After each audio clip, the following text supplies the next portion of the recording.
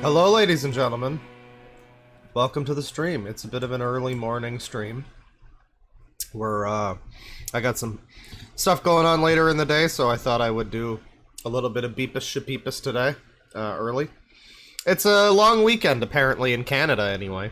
So, you know, enjoy that long weekend, if you have it. If not, get fucked. I saw Victor Martinez say that he was still at work, so, you know, get fucked, bro. Sorry. Lame. L. Fucking rare Victor L. Alright, but yeah, this is a bit of an early, yeah, Benis Shapeenis. I saw some good, there were a lot of good chat messages. Like, didn't we have a Shapiro stream once? Are you gonna read his book about Skex? Well, we did just recently. We looked at his Barbie review, and that's what made me realize that watching Ben Shapiro is kind of funny. Like, you know, the streams where we look at political people are always gonna get, like, people are gonna get spicy in the chat, and it's gonna get kind of annoying. But it's pretty funny. Ben Shapiro is just a funny individual to watch. And you know, sometimes he has points that aren't completely insane, and then sometimes he has ones that make you, like, raise an eyebrow, because you're like, wait, does that mean you also believe this? Wait, hang on. And like, it starts making you think things, and you don't want to think too much about them. Then there's another one right below this that says, but I like Bim Sharpo. He said Barbie Booey. Yeah, Barbie is Booey, apparently. We just have a lot of good Bep Shabipos. This is going to get Shapillion viewers. I like the one that just says his wife is a doctor. I saw that and I was like, wow, maybe she can figure out what's wrong with him. Maybe she can diagnose what's wrong with him. Yeah, no, it's Ben Shapiro stream. Betty White's Spooky Estate with $2. Finally someone else who F's with Skywatchers. You know, man, that's one album from like over a decade ago. It's like related to I Monster, I guess. It's one of the offshoot projects like Regal Worm and People Soup. But, you know, good stuff. Good stuff. Yeah, Beepus Shapipus stream. There's not really anything specifically that spurred this on, other than just I enjoyed when we looked at him on the last time when we looked at his Barbie video, and then we watched like a video he did about Polly Pocket, where he was just this. I couldn't. It was so difficult to view it as anything other like trying to be as fair as possible to him. It was really difficult to view his videos, especially the second one where he was just like, he was like hunched over this laptop in the middle of this big empty room with all these different camera angles. It was very awkward, and just, it was hard to shake the feeling that he was just like this little troll goblin man. Just like, that's what the SJWs are doing today. Like, I don't know, but it was pretty funny, and I thought we would return to that. So Benis Shapiro. I put in BENE. Ben reacts to TikTok haters. The Culture War: Class versus Community. Oh, well, I mean, I think Community was a pretty good show, wasn't it? Whatever podcast debate review. Oh, that's the name of the podcast, is whatever. Okay. Are they the baddies? Are our liberal elites the bad guys? Who are the liberal elites? I guess, like, okay, like Hollywood, I guess? Alright. Well, yeah, Hollywood's definitely the bad guys. I mean, they're one of the bad. There's more than one group of bad people. Breaking Biden White House tried to censor Daily Wire. Don't take marriage advice from a porn star. Oh, it's Mia Khalifa. She doesn't even do anal. Why would you take advice from her? The Culture War: Class versus Community. Let's watch this one. This one's pretty new. Among independents, there actually is a difference. Now, yeah, you know, before we get into this, I want you to try to leave your preconceived notions of Ben Shapiro somewhat at the door. Try to imagine that you're watching this and this is your first... You know, you've heard of Ben Shapiro, you don't know much about him, you click on this video. You just, you know, you look up his name, you're like, oh, this one looks interesting. That's always what I try to do on this channel, is just like, you know, don't worry about all of the spicy moments where people are like, oh, you gotta watch this video. No. Just watch the ones, just watch them. Just click on a random video and watch it. You know? And see what's what.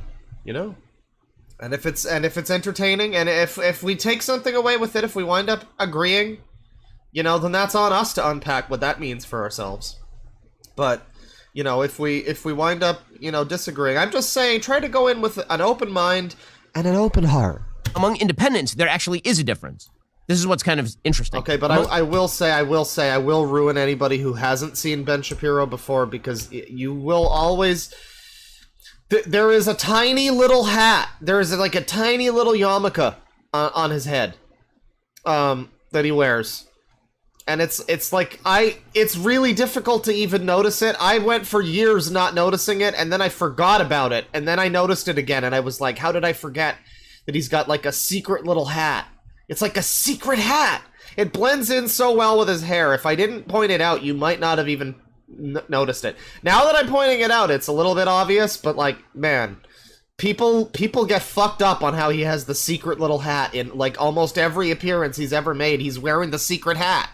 Among independents, 59% say that they approve. $2 from Victor Martinez. I'll take the L for being a wage cuck. Don't worry, it's fine. It was just a little bit of light ribbing. I'll take the L for buying the Lost Via Domus video game for Xbox 360 yesterday. That's not really related to anything, but I just wanted to point out that I have that, and I'm probably going to stream that soon, because the Lost video game, that just sounds wild. I've never played it. I always was kind of curious. If you know anything about Lost, you know I like Lost. I think I've said that before, but man, I have the fucking game now. That's exciting. The fucking game where you play as like a non-existent character going on unimportant adventures that don't do anything to impact the main story. Awesome, super fun. Donald Trump being indicted on the 2020 election stuff. Only 49% say they approve on the classified documents stuff, which is, again, fascinating. You would think that it would be the reverse because, again, the classified documents case is much stronger, legally speaking, than the election stuff from 2020. All it really shows is that independents really don't like Donald Trump talking about the 2020 election. They really don't like what he did in the aftermath of the 2020 election. They really don't like January 6th. Okay, but there remains this massive disconnect between the conservative base and independents. Well, this one's, like, boring. Where are we getting to the culture war, Ben? Tell me more about Star Wars and feminism. Where does it come from?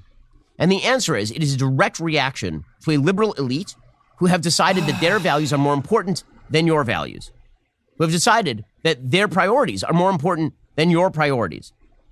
And frankly, it comes from a group of people who could theoretically be called values traders. Okay, so to understand what exactly is going on here, you sort of have to... You see what I mean with these, like, zoom-ins? Like, am I the only one that's noticing this? Like, you go from, like, this regular shot of Ben Shapiro. Going on here.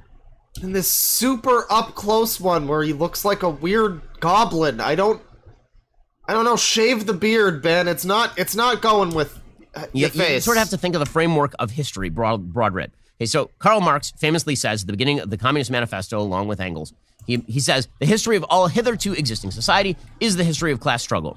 And this is wrong. Now, that phrase has shaped nearly every theory about politics in the modern era.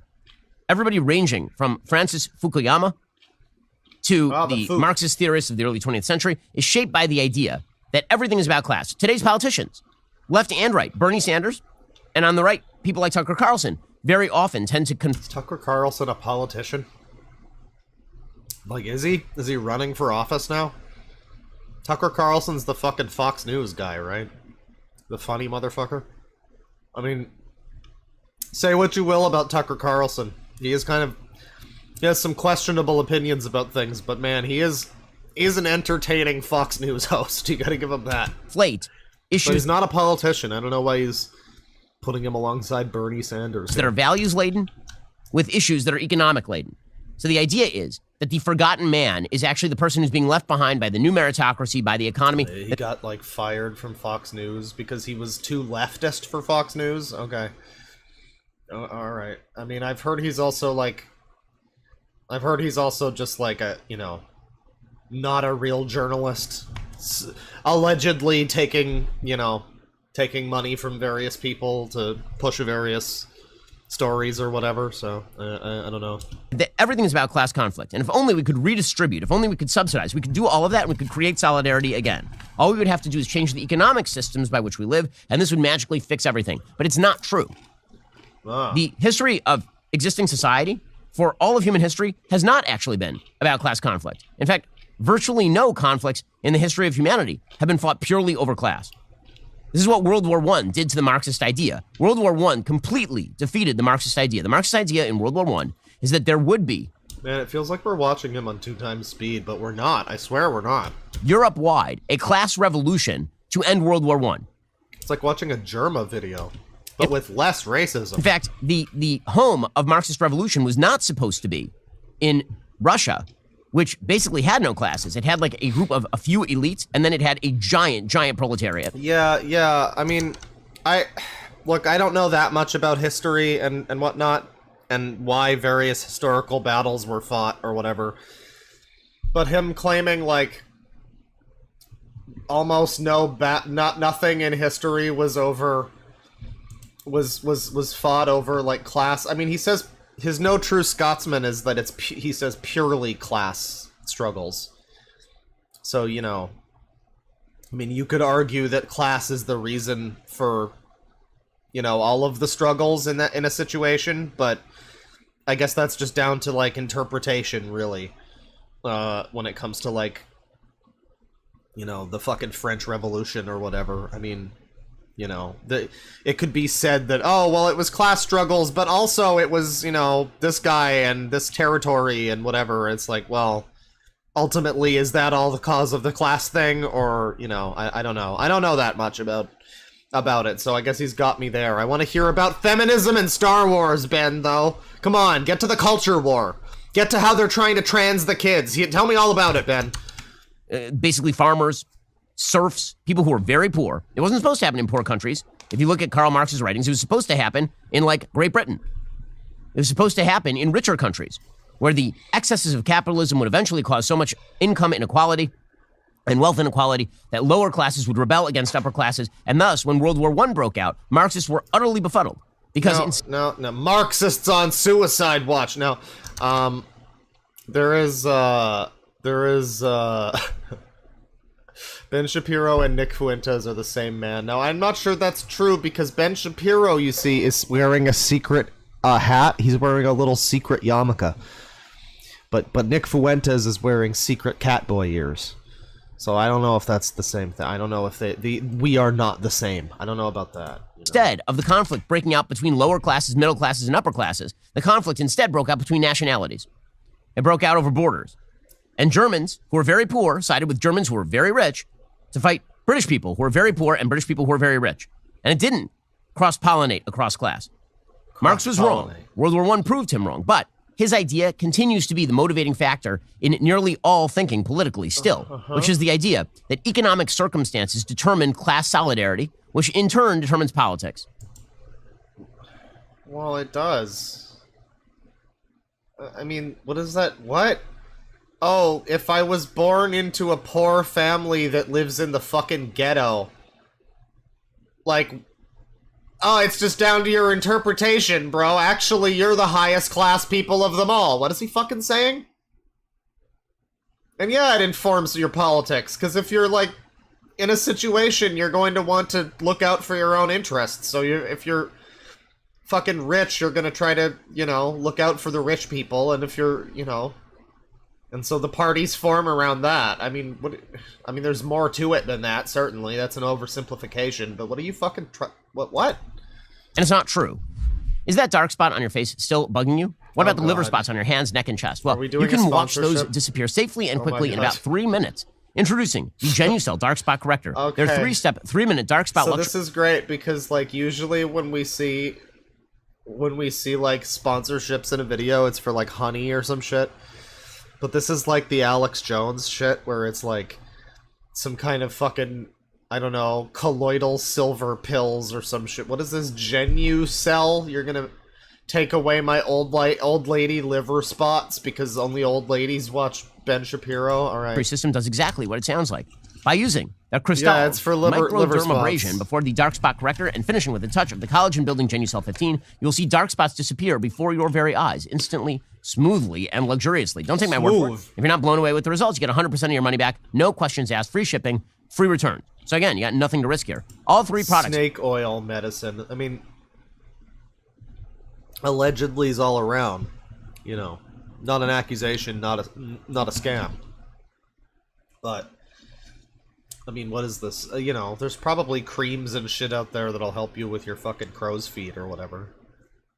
I guess. I don't know. This is not the farthest fetch out there. Are included in Genucell's most popular package for August. So, you get your Genucell bags and puffiness serum also included for 70% off retail. Head on over to Genucell.com/. Why does it sound like you spent... I mean... Shapiro, order the new dark spot treatment system today. Oh, that's a little too slow now. See, it doesn't... There's no happy medium. Thanks a lot, Ben. Go fuck Say yourself. goodbye to those pesky spots tomorrow.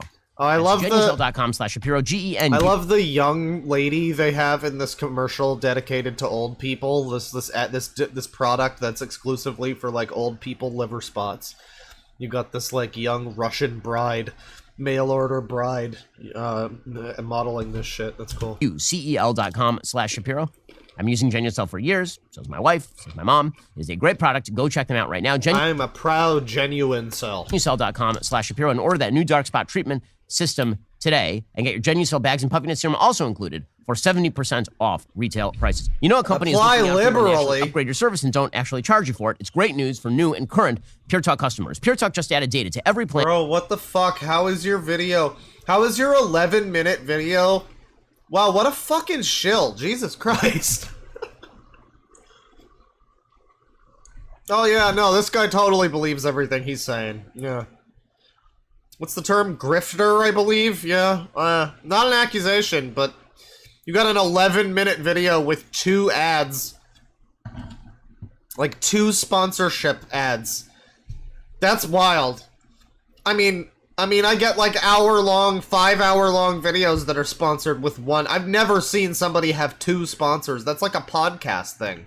I guess this is like a podcast clip. But the fact that it's included in this fucking video... Jesus Christ. And includes a mobile hotspot with no price increase whatsoever. I If you shifted considered the Pure Talk grift. before, but you haven't made the switch, take a look again. For just $20 a month, you'll get unlimited talk, text, and now... Genucell. Genuinely celibate. Yeah. I mean, there's that does just sound like one of those incel words, yeah. 50% more 5G data, plus their new mobile hotspot. This is why I love Pure Talk. No, we're not passing through the ads. We gotta listen to Ben Shapiro's ad reads. They only hire the best customer service team located Only right the here best. in the United States of America. Only white people. Most families are saving almost $1,000 a year while enjoying the most dependable 5G network. Don't worry, Grandma. There's gonna be no Habibs on the customer service. Am I allowed to say that? In the country. Remember, you actually vote with how you spend your money, so stop supporting wireless companies that hate your guts. When you go to Stop supporting those fucking liberal companies. puretalk.com/Shapiro, you'll save an additional 50% off your very first month because they actually value you. That is puretalk.com/Shapiro. Pure Talk is wireless for Americans, by Americans. Go check them out right now. puretalk.com/Shapiro. Again, when you use that special /Shapiro, you'll save an additional 50% off your very first month of coverage. I've been using Pure Talk myself for all my business calls. Their coverage is great. They have the same 5G networks as one of the big guys. Go check them out right now. puretalk.com. I mean, like, I don't know, man. It's the ease with which these... It's not just Ben. It's like anybody who's reading ads on YouTube. When they... Like, sometimes it's like, alright, sure, probably you use this, you get this thing once a month or whatever, sure, fine. You get your magic spoon or whatever, you probably eat it, sure. But then, like, I don't know, him claiming that he just uses this weirdo fucking phone company... Like, no you don't, Ben. I'm sorry, I don't believe that. You use a normal phone company. You're not... The ease with which you just look us all in the eye and tell us a thing that's not true makes me... Because I just don't believe that, and therefore I don't believe a lot of the things that you claim you believe. You know? I mean, allegedly's all around. I'm sure he loves Pure Talk, but... I mean, I'm sure he does. It's pure. You know, it doesn't allow any impurities into the network, so that's... I'm sure he's a big fan of that. Shapiro to get started. The real answer to the driving... Does he own the company? Is in fact... Wait. Is this just him shilling for his own company? Does he just own both of those things? Because I've never heard of either of them. It's entirely... I mean, the Daily Wire also makes fucking, like movies about school shootings and shit, so, like... So maybe they also make old lady skin cream and a phone network. Ben owns nothing. I mean, I don't know. Pure Talk, the conservative Mint Mobile. The internet couldn't handle a chat between DED6 and Shapiro. No, we would all be under. There's a Daily Wire children's show? Huh. The dude is a frustrated theater kid. Well, yeah, if you watched the one that I did where we were looking at his Barbie video, he just seemed really, really mad at, like, Hollywood writers because they get to write. They get the job of writing, I guess. Like, it went above and beyond, like, the video that I did where I was like, hey, Hollywood writers are hacks and you know, the standard needs to be higher. It was like he seemed very upset with them as people. And like and it just seemed very like he was upset that he didn't get to be in Hollywood. But it's okay, you get to make your school shooting movie with Gina Carano or whatever, so it's fine. Community of interest. If we were going to rephrase Marx, what we would come up with is the history of all hitherto existing societies, the history of community struggles. Struggles between creedal communities, religious communities, the people who have a common interest because they live together, because they share certain values. That is the real struggle that is taking place in America, and that is the real reason that Donald Trump is a representative of a particular class. He's not a representative of the lower classes, Donald Trump. Right. Well, I mean, yeah, like religion also divides people, sure. You know, that also happens. I mean, I think both can kind of exist. He's claiming that that's more important. Well, yeah, because Americans lied to everybody about keeping God out of the fucking, out of, you know, separation of church and state, and then meanwhile, don't you have to, like, pray every morning in schools or some shit? Like, I don't know. Yeah, there sure is a little bit too much of that. Yeah, that is a thing. I mean, but I think it's also, there's also class stuff, Ben. I mean, I think that's just both happening. Because there are a bunch of people, like me, who make a lot of money, who would support Donald Trump against Joe Biden, and did in 2020. There are a bunch of people who are middle class, who are supporting Donald Trump against Joe Biden. Fuck. And there are a bunch of people who are lower class, who are supporting Donald Trump against Joe Biden, despite the redistributionist promises of Democrats. So what is that about? That is not about economic circumstance. We zoom in on him, and he looks like Eugene Levy's son from Schitt's Creek. Like, I don't know if anybody knows who I'm talking about, but he does a little bit. This is not about pure redistributionism. It's not about class struggle. It's about community struggle, which is a description of how society works. I mean, but the class thing is kind of bigger than that, though. It's kind of it's not. I think the class thing leads to a lot of those things happening, in a way. And the class thing is the metric by which people in power are able to, you know, divide certain things up. I mean, there's also just, like, racism of, like, oh, we're gonna bulldoze the black neighborhood and build a shopping mall or whatever. There's that kind of thing, you know. But, you know, that's also factored into classism in some way. I don't know, it's complicated. He's trying to make a simple, like, this is what the problem is and we have a cure for it. There's one simple cure to this simple problem, and it's like, bro, you're talking about every, like, earlier he was saying, like, no conflict in human history or whatever. I forget exactly how he phrased it, but he basically said something to that effect, like, nothing has ever been the cause, exclusively the cause of classism. And, like, first of all, you know, the no true Scotsman of, like, well, but it's not exclusively classism, like, but also just, like, what, we're comparing every single fucking conflict and every issue ever throughout humanity and being like, no, bro, it's more about religion and community rather than class. Like, I think there's probably a few reasons for a few things. You fucking simple-minded... which is a description of what are the... Actually, King! The points at which Americans separate from one another. And where do you... In order to explain, you have to explain where... Actually, King, I would like to explain to you about classism. Americans unify. We don't unify around class. Middle-class people in California don't necessarily agree with middle-class people in Florida. Poor people in Mississippi don't necessarily agree with poor people in New York.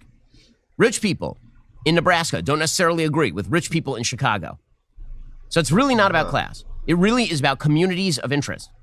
Historically, that has often been religious community. If you're talking about historic wars, but there can be both, Ben. Why not both? Yeah, the rich people are in the higher class or whatever, and that is the cause for certain types of thinking, both liberal and conservative and in between. I mean, you know, and I don't know. It's that what I don't get why he's trying to simplify this so much. I just Basically, from the dawn of time until the Peace of Westphalia, virtually all war was religious in nature. Then afterward, it turned into nationalistic war. And now we are sort of back to religious war. As it turns out, wars are very rarely fought on the basis of pure economic ideals alone. And if it is an economic ideal, it's not because it's an economic ideal, it's because... We're talking about just the economics of class, because again, there's more... like, what he's describing basically is part of the class thing. It's based... There's, like, religious subsects of the... I don't know, he's like... God, this is a needlessly... I don't know, this video just seems like it tangling around a fucking simple issue. Like, it's not that simple of an issue, but, like, it's more complex than he's making it, and that makes it more simple than the weird shit that he's trying to... I don't know. Very strange. It's a religion. Marxism has effectively become a religion. Soviet communism was a religion with a great sainted leader at the top who must be worshipped. Okay, but so, don't you recognize that the people who blindly devote themselves to Trump are, like, the same thing? Because, like, I mean, like, not a lot of... To be fair, not a lot of people are blindly devoted to Biden. Like, I don't think anybody really likes Biden that much. But, like, people were willing to look beyond a lot of shit. And not even, like, oh, he's whatever, ist and faux, but, like, him just straight up not doing the things that he said he was gonna do for years, and then, like, being, oh, well, it's because of the liberals or something, and, like, I couldn't build the wall that I promised to build because of blah, blah, blah, and people still were willing to, like, fucking bow and scrape for him. Like, I don't know, that seems like maybe a bit of religious worship there, Ben. The real cleavage in American society right now... Cleavage, oh, baby, is just like your sister. An economic cleavage, per se. It is a values cleavage. It is a community cleavage. You gotta stop saying it, Ben. I picked up on the sister joke the first time. Everybody's gonna pick up on it by the fourth time. Come on now. It is a cleavage between people who have more traditionalist values with regard to the United States and people who do not. And that has led to a class conflict as people who are high income... Somebody says, like, you mean like every politician? No, because a lot of politicians, again, are like somebody, like, even Hillary Clinton, there were some people, sure, that were like, oh, she's gonna be the first woman president, it's so great! And they didn't give a shit about anything that she, stood for, or they were too stupid to care. But then there were people who were just voting for her because, like, oh, I guess she's the lesser of two evils, or whatever. Which is debatable, perhaps, but, it's like, I don't know, Trump is definitely, like, similar to Obama, I guess you could say, if you wanna take it to that level. Obama was somebody who, like, he could do anything wrong, and people would pretty much be like, no, Obama's cool, I'm still voting for him, Obama's cool, he plays basketball, Obama's cool. I don't care how many drone strikes he did yesterday, Obama's super, like, yeah, it's like a cult of personality type of thing. It's not, I don't know. Earners have essentially left behind their church and their community of interest and have formed a new community of interest with other people who earn. So we are now transmuting what were values conflicts into class conflicts. Can we talk more about your sister's cleavage? Which is weird, because, again, if you actually go over to Silicon Valley, widely perceived as a leftist hotbed, and I know tons of people in Silicon Valley, I talk with them regularly. If you actually go over to Silicon Valley and you talk to the heads of social media companies, the same people... Victor's just like, oh yeah, the drone strikes. Oh yeah. Yeah. And then somebody's like, being black, he was literally in it due to family. Yeah, like, similar to Hillary, where it's like you're a little girl, your mom's like, we gotta vote for Hillary, sweetie, she's gonna change the world for us, and, like my dad convincing me that Justin Trudeau was a good fucking choice because everybody liked his dad. Oh, Pierre Trudeau was a pretty cool guy, so, yeah, Justin Trudeau, vote for him. Then 2 fucking weeks before the election, he talks about how Gamergate is a misogynist hate group. And I'm just like, the fucking Curb Your Enthusiasm theme just starts blasting in my fucking head. Who are promoting diversity, equity, inclusion, environmental, social governance. Those same exact people, in their own homes, they are practicing conservatives. Those same people are married, been married for 20 years. They have kids. They don't let their kids play with the social media apps that they themselves create. The values they actually live out in their daily lives are fairly conservative. This is a point that Charles Murray makes in Coming Apart. All the same people who are preaching liberal nonsense directed at the very poorest in society, who they see as essentially playthings of the gods being themselves. Those very same people live values that are much more consistent with conservative middle-class Americans, traditionalist Americans. I mean, that's possibly true, I suppose. You know, there's probably some truth to that, yeah. But, I mean, I don't know. It's hard to look at this, call me a fucking stupid centrist or whatever. I feel like people are finally starting to recognize that being like a centrist is, kind of a good thing. Because it basically, I mean, it's like, I don't know, why don't you have like more of a perspective than just the liberal nonsense? Like, it's a bit more nuanced than that, Ben. Like, you're being disingenuous here. Everybody knows that it's a little, like, you're just gonna be all like, oh, but the liberal nonsense. I guess it's like the purview of your show is not to talk about conservative nonsense. But it's another one of these things. I've looked at a few things recently. I forget exactly what it was, but it was something we were looking at where I was like, yeah, I mean, the whole point of this channel is just to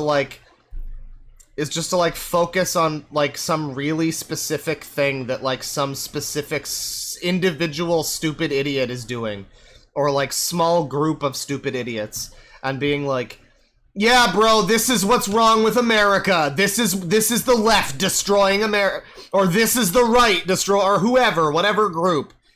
And it's like, everybody involved watching this, and like, I mean, okay, maybe not everyone. A lot of people are fucking stupid, but you, the creator, and me, the viewer, know that it's a little bit more, there's a little bit more depth to what's going on in the fucking world than just like, I don't know, whatever simplistic thing he's trying to condense it down to here. He's trying to like attribute a lot of problems throughout all of society ever down to like Marxism, and I don't know. It seems like he's probably got a bit of a point about like the fucking Silicon Valley elite are probably, living somewhat conservatively. I mean, I don't even know about that, though. I don't even know about that, because that strikes me about as like the same type of people who, like they're the same type of Hollywood people who are like out having fucking wild sex parties or whatever like Eyes Wide Shut type shit that these types of people think that like the Hollywood elite are getting up to.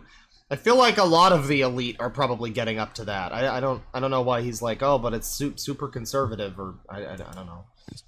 He's maybe got a bit of a point, There's probably like, if you're rich, once you become like a rich billionaire, it doesn't really matter where you're from or whatever. You are going to just be looking out for like, well, yes, I'm gonna vote for the person that makes my life better, and like, not necessarily. You might be like, oh, I want to help the people who need it or whatever, but it's far more common for people to be like, well, now I'm rich, I want to vote for the, my own interests, and, vote for that guy, and live, somewhat fiscally conservatively, I would assume, if you're, holding on to your money and whatnot, and not spending it liberally and all that. I don't know. I mean, yeah, there's probably some truth to what he's saying. And it's sort of a fascinating phenomenon. It's fascinating. To understand this, you have to understand two separate ideas of what they call the forgotten man. So the forgotten man is a phrase that's used in politics all the time. And who is the person at whom politics ought to be directed? The forgotten man, the person who is left behind. So who exactly is this forgotten man? That phrase was made famous originally by Franklin Delano Roosevelt. Are you going to say the forgotten man is white people? Because, I mean, when you phrase it that way, that makes me, that makes me feel like that's probably what you think. ultimately. I don't know. Maybe I'm wrong. He's probably talking about class and everything, but it comes down to that, like, you know, we're being replaced, all that sort of thing. Like, who is being left behind? I don't know. Who do you guys generally think it is? You know, Back in 1932. Bit of a collar tug. And the there. forgotten man, according to Franklin Delano Roosevelt, was the guy who's poor. Right. The guy who's really poor. He's been forgotten by society, and it's our job to make it up for him. And the way to do that is to essentially redistribute all of America's resources with that guy in mind. Leave meritocracy behind. Leave the idea of performance behind. The person at the bottom of the spectrum is the person we ought to focus on. I thought we've... Like, I don't understand sometimes when people will have an argument where I'm like, haven't we, like, settled this, like, fucking decades ago? Like, don't you already basically, like... I don't know, Ben, what happens if you get, like, you know, some kind of fucking brain hemorrhage tomorrow and you're not able to fucking function as a podcast host or whatever you are, as an ad reader? And maybe you're gonna need some, like, help from fucking society. Maybe you're gonna need some assistance. Maybe there are people who are not just able to be meritocracy and get shit done. Maybe they are not able to work because they're taking care of people in their lives. Or they're just not able to get a fucking job. Or, like, there's a lot of reasons why, like, have we not, like, this seems so simple to even say, like, what the fuck? Yes, meritocracy, that's great when you're talking about, like, a workplace environment. I mean, but, like, society as a whole, it's like, that's implying that everything is fair. I mean, to some extent, that's implying that some level of, like, fair playing field. It's not really a meritocracy when there's some people who are just naturally ahead of other people by birth and, like, by circumstance. And then there's other people who, oops, sorry, my dad has cancer, and, like, I wasn't able to go to school and take, you know, like, get education and, like, you know, like, that kind of shit. There's a lot of stuff out there that might, you know, maybe we do need to remember the forgotten man a little bit. I don't know. And this has defined Democratic Party policy for a very long time. You combine that on an economic level with the idea that liberal social policy ought to prevail, and that basically defines the Democratic Party today. So, according to Democrats, the forgotten man is the poor guy who must be given money and then preached to about the virtues of transgenderism and social justice. Are you tired of the lies? Okay, wait, no, what? Oh, we clicked on a different video. Independent. I'm so confused. We went from, like, transgenderism to something about lies, and then I accidentally clicked on global corporations trying to control you. Go back to that. We ought to focus on. And this has defined Democratic Party policy for a very long time. You combine that on an economic level with the idea that liberal social policy ought to prevail, and that basically defines the Democratic Party today. So, right. According to Democrats, the forgotten man is the poor guy who must be given money and then preached to about the virtues of transgenderism and social justice. Are you tired of... We just immediately... Woke commercials explain. Oh, God. Facts. Yeah. I don't understand what those two things have to do with each other. Ben. What? Like, go over that again. Like, this is such... Here's the thing, I don't know if he's in... Is he just trying to be an entertainer? Is he trying to be an actual, like, somebody that we're supposed to get advice from and, like, listen to politically? I think he's trying to be like a, you know, like a Glenn Beck or somebody who's, you know, at least attempting to be taken seriously. So when he starts going off on these random, like, jokes or whatever, Democratic like, Party policy... Like, what is this, like, what he actually believes? What the fuck is he saying? For a very long time. You combine that on an economic level with the idea that liberal social policy ought to prevail. Why are you talking so fast? And that basically defines the Democratic Party today. So, according to Democrats, the forgotten man is the poor guy who must be given money and then preached to about the virtues of transgenderism and social... Okay, justice. Social justice, right. But, what? I mean... What does that mean? Like, because it sounds like a joke, kind of, but the way I read it is like, the liberals want people to sign up for welfare, and then when they get handed their welfare check, they also get a pamphlet about how being Muslim is hard. Or something. Being trans is it kind of sucks, bro. Or something. Like, what? What? I don't think FDR was about the trans. I don't know about, yeah. Sound bites, talking points, platitudes. He woke up all the sleeping 60 plus when he said trans. Yeah, he talks about the trans stuff, like, pretty often. You know, and it's like, if that's a thing you want to discuss, that's fine, but there was nothing about that in this video. To suddenly jump to that, like, you know, when they talk about, like, the trans boogeyman or whatever, like, that's kind of what you're, yeah, just like, well, that's what I mean when I'm like, they're trying to trans the kids! Like, bro, we're talking about an entirely different situation. If you want to talk about that, that's fine. Make a video about that, I guess, but like, that's not this video. And what is this part? Are you tired of the lies and the twist of the mainstream media talking points? Yeah, me too. Join me in my newest series, Fact, where I dismantle and bring truth to this tiring mainstream agenda. Okay, well, we gotta watch Facts, I guess. There's a group of... my goodness, the fucking editing. Jesus Christ. People who control what you are allowed to see. Secrets! Sex for favors! The news you read, the news you watch, the posts you engage with. Boogie ma'am! That's right. But they determine through methods both direct and indirect whether you are allowed to be exposed to particular messages. Okay, we have to address... Listen, I hate to say it, but we have to address the elephant in the room.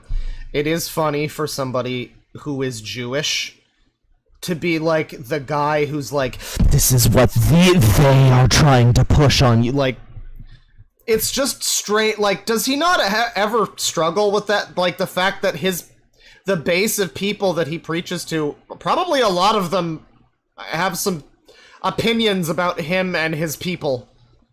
You know, like, I don't know how you can reconcile that. Like, you know, I'm not saying like all of Ben Shapiro's fans are like Nazis or anything. I'm just saying that there's like probably a few of them, you know, and like, I feel like that would be weird to be in his position, and because you gotta know that. I don't know, it's just a little strange. Particular messages. Their decisions can bankrupt companies, silence voices, and fundamentally shift cultural norms. Who are these people, and how do they do this? Well, at the top level, you have a network of global elites. Well, you see, it's called a grift. I suppose so.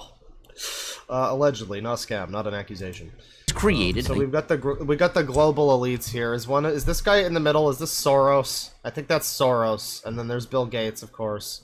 There's Neil. There's our boy Neil. Do I have Neil on the screen? No, he's not. We don't have Neil. Wait, hang on. We don't need the Sangi. We need the Neil. There you go. There he is, baby. People keep thinking Neil here is like brown Mike Stoklasa. No, it's Neil, and he's watching. He's watching. A universal framework full of guidelines and ratings designed to enforce approved. Why is Elon not on there? Disapproved ones. It sounds like a conspiracy theory, except it isn't a secret, and we're not guessing.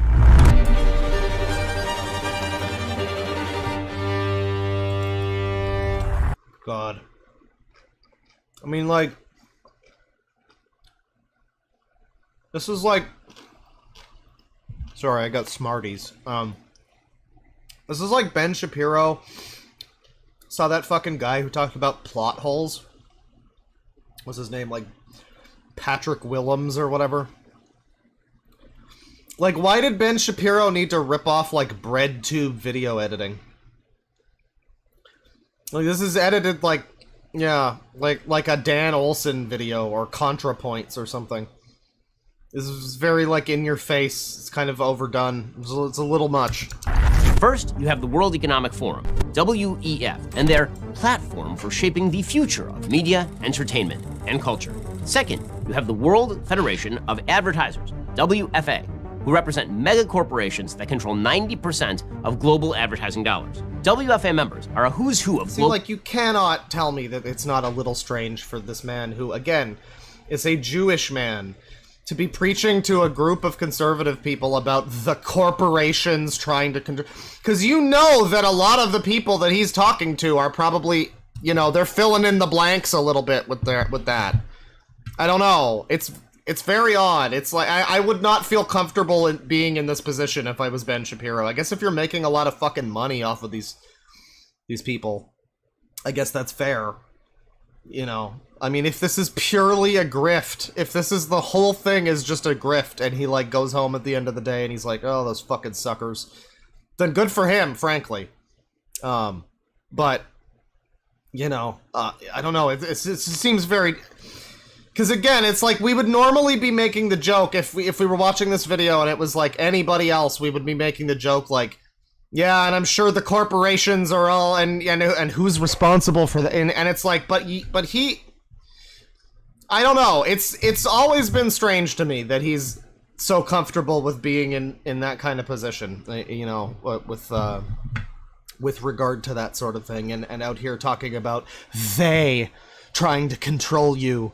And, like, that is so often tied in with a type of rhetoric that would be specifically targeting you and your religion. And you're just, like, not gonna acknowledge that? Okay, maybe he has. He probably has at some point acknowledged it. And include some of our recent wokeified favorites, like Bud Light's parent company, AB InBev, Hershey, Procter & Gamble, Lego, and Disney. There is barely a billionaire Fortune 500 CEO, heavyweight philanthropist, government, or woke nonprofit that isn't associated with the WEF or the WFA. In 2019, the WFA established the Global Alliance for Responsible Media, or GARM. But here's the thing, right? It's like, let me just freeze frame on him here. Here you go.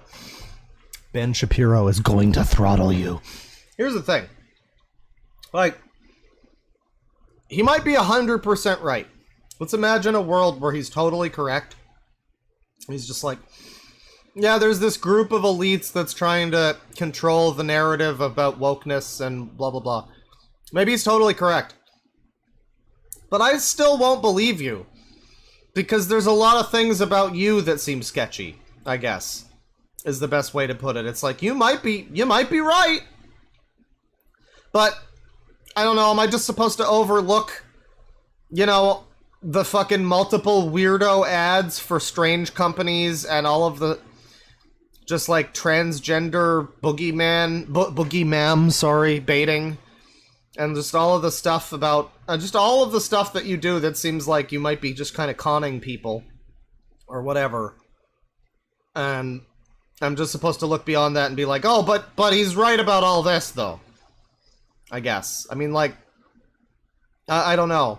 I guess it's the source is questionable at best, you know? GARM. Within months, WEF adopted GARM as part of its platform for shaping the future of media, entertainment, and culture. GARM is a cross-industry alliance that brings these mega corporations, the advertisers, together with big tech companies like Meta, who owns Facebook and Instagram, Google-owned YouTube, the CCP's TikTok, and even Snapchat and Pinterest. This unholy alliance created something they call the Brand Safety Floor and Suitability Framework. Think of brands... Wait. Antifa is in chat? We've got Antifa in chat? Oh. What? Excuse me? What is happening? There's this guy in chat who's like, I woke up to a hostile takeover. Kill me now. Account, what is this? I am owned. Accounts took over. We don't have control of the accounts, bro. What's going on? Did Antifa take over your... Okay. Safety is a dog whistle for censorship. They say it themselves. The brand safety floor means, quote, content not appropriate for any advertising support. In other words, if you publish... Is Antifa in chat? Is anybody getting hit with bike locks? Just be careful, be careful. Content that violates these guidelines, you will be blacklisted from 90% of the advertising revenue in the marketplace. So, what have these global elites decided to put in their censorship framework? It started with things we can almost universally agree on, like preventing the distribution of child pornography or the advocacy of graphic terrorist activity. But they don't draw the line at what is objectively criminal, abusive, or dangerous. They continue expanding the guidelines to include far more subjective parameters. For example, the framework lists subjective terms like hate speech as a problem. It says that anything surrounding transgenderism that they decide is dehumanizing, or discussing what they deem to be a debated social issue. Okay, but... Again, it's this disingenuity of like, sure, Ben, I'm sure you care a whole bunch about... It's like Elon Musk going out there and like, oh yeah, I'm gonna buy Twitter for the rights and free speech and blah, blah, blah. And he just starts banning all sorts of fucking people because they like post things that he really doesn't want them posting or whatever. like I don't know, Ben.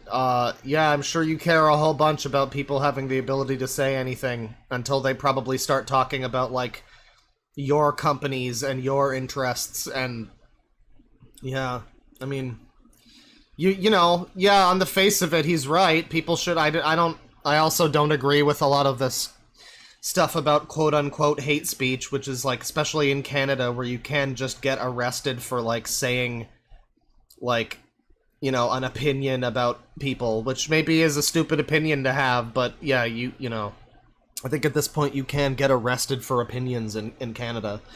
Like, that's pretty fucked. And you're right, Ben. But at the same time, I just don't know that I care to listen to you tell me that, because I don't believe that you actually stand for free speech either. Really. Like, historically, the people that think like you have never actually been all that cool about free speech.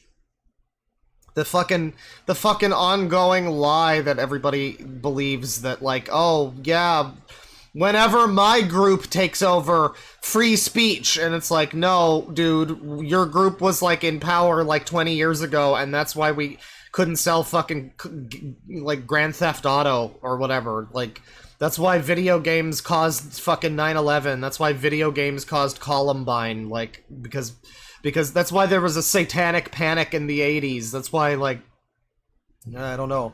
I mean, that's not necessarily all free speech, but it's just, like, the same kind of, we need to censor this, censor that, and it's like, yes, it sucks now when the liberals are doing that, and when the oh, you can't say this and that, but I don't know that I believe that, like, if I just buy into everything you're saying and be on his side, that, like, it wouldn't just be different things that I'm not allowed to say, you know?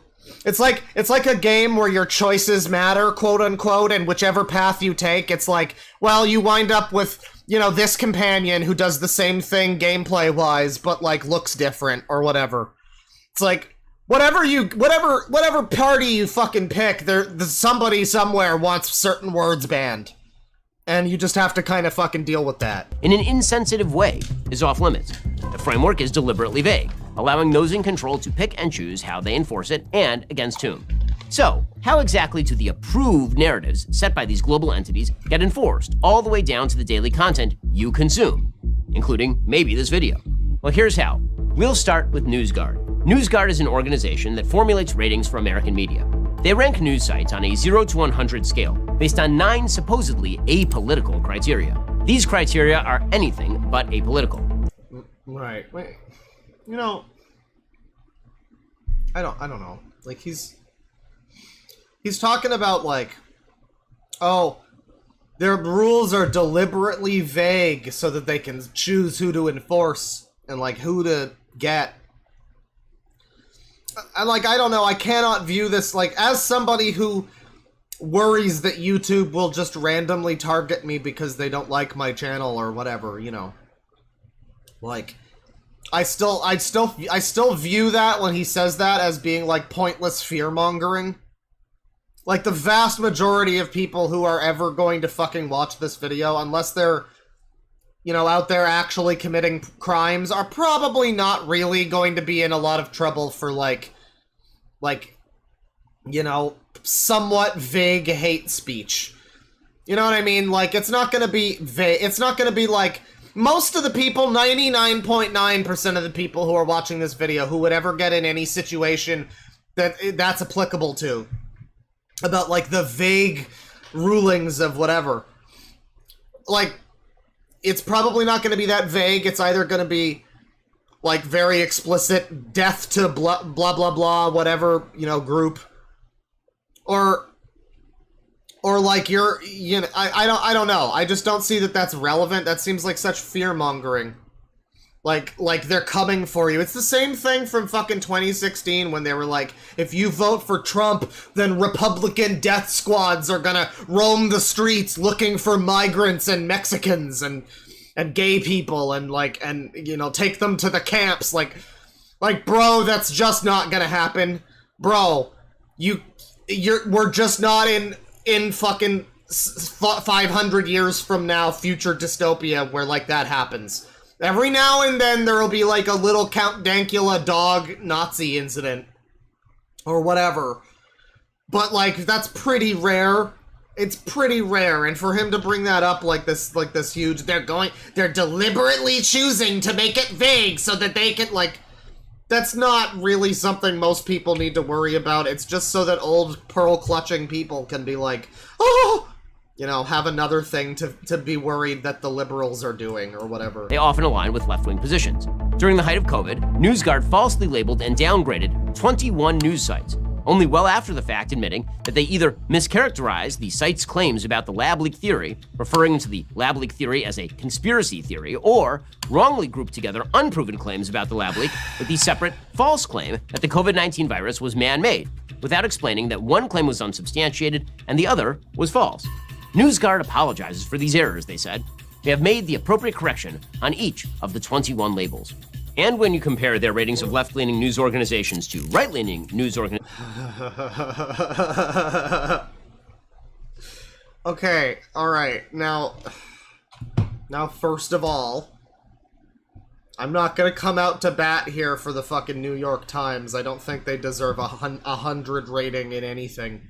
News organizations to right-leaning... But he is directly comparing one of the biggest newspapers ever in the world, one of the, like, main sources of news, like one of the default, like, name brand, like you're in India and you still know the term the New York Times, to the Daily Wire, his weirdo off-brand, like, kooky conspiracy website that makes, like, you know, that also makes, like, conservative movies. Like, yeah, you should be glad you're getting a 69.5.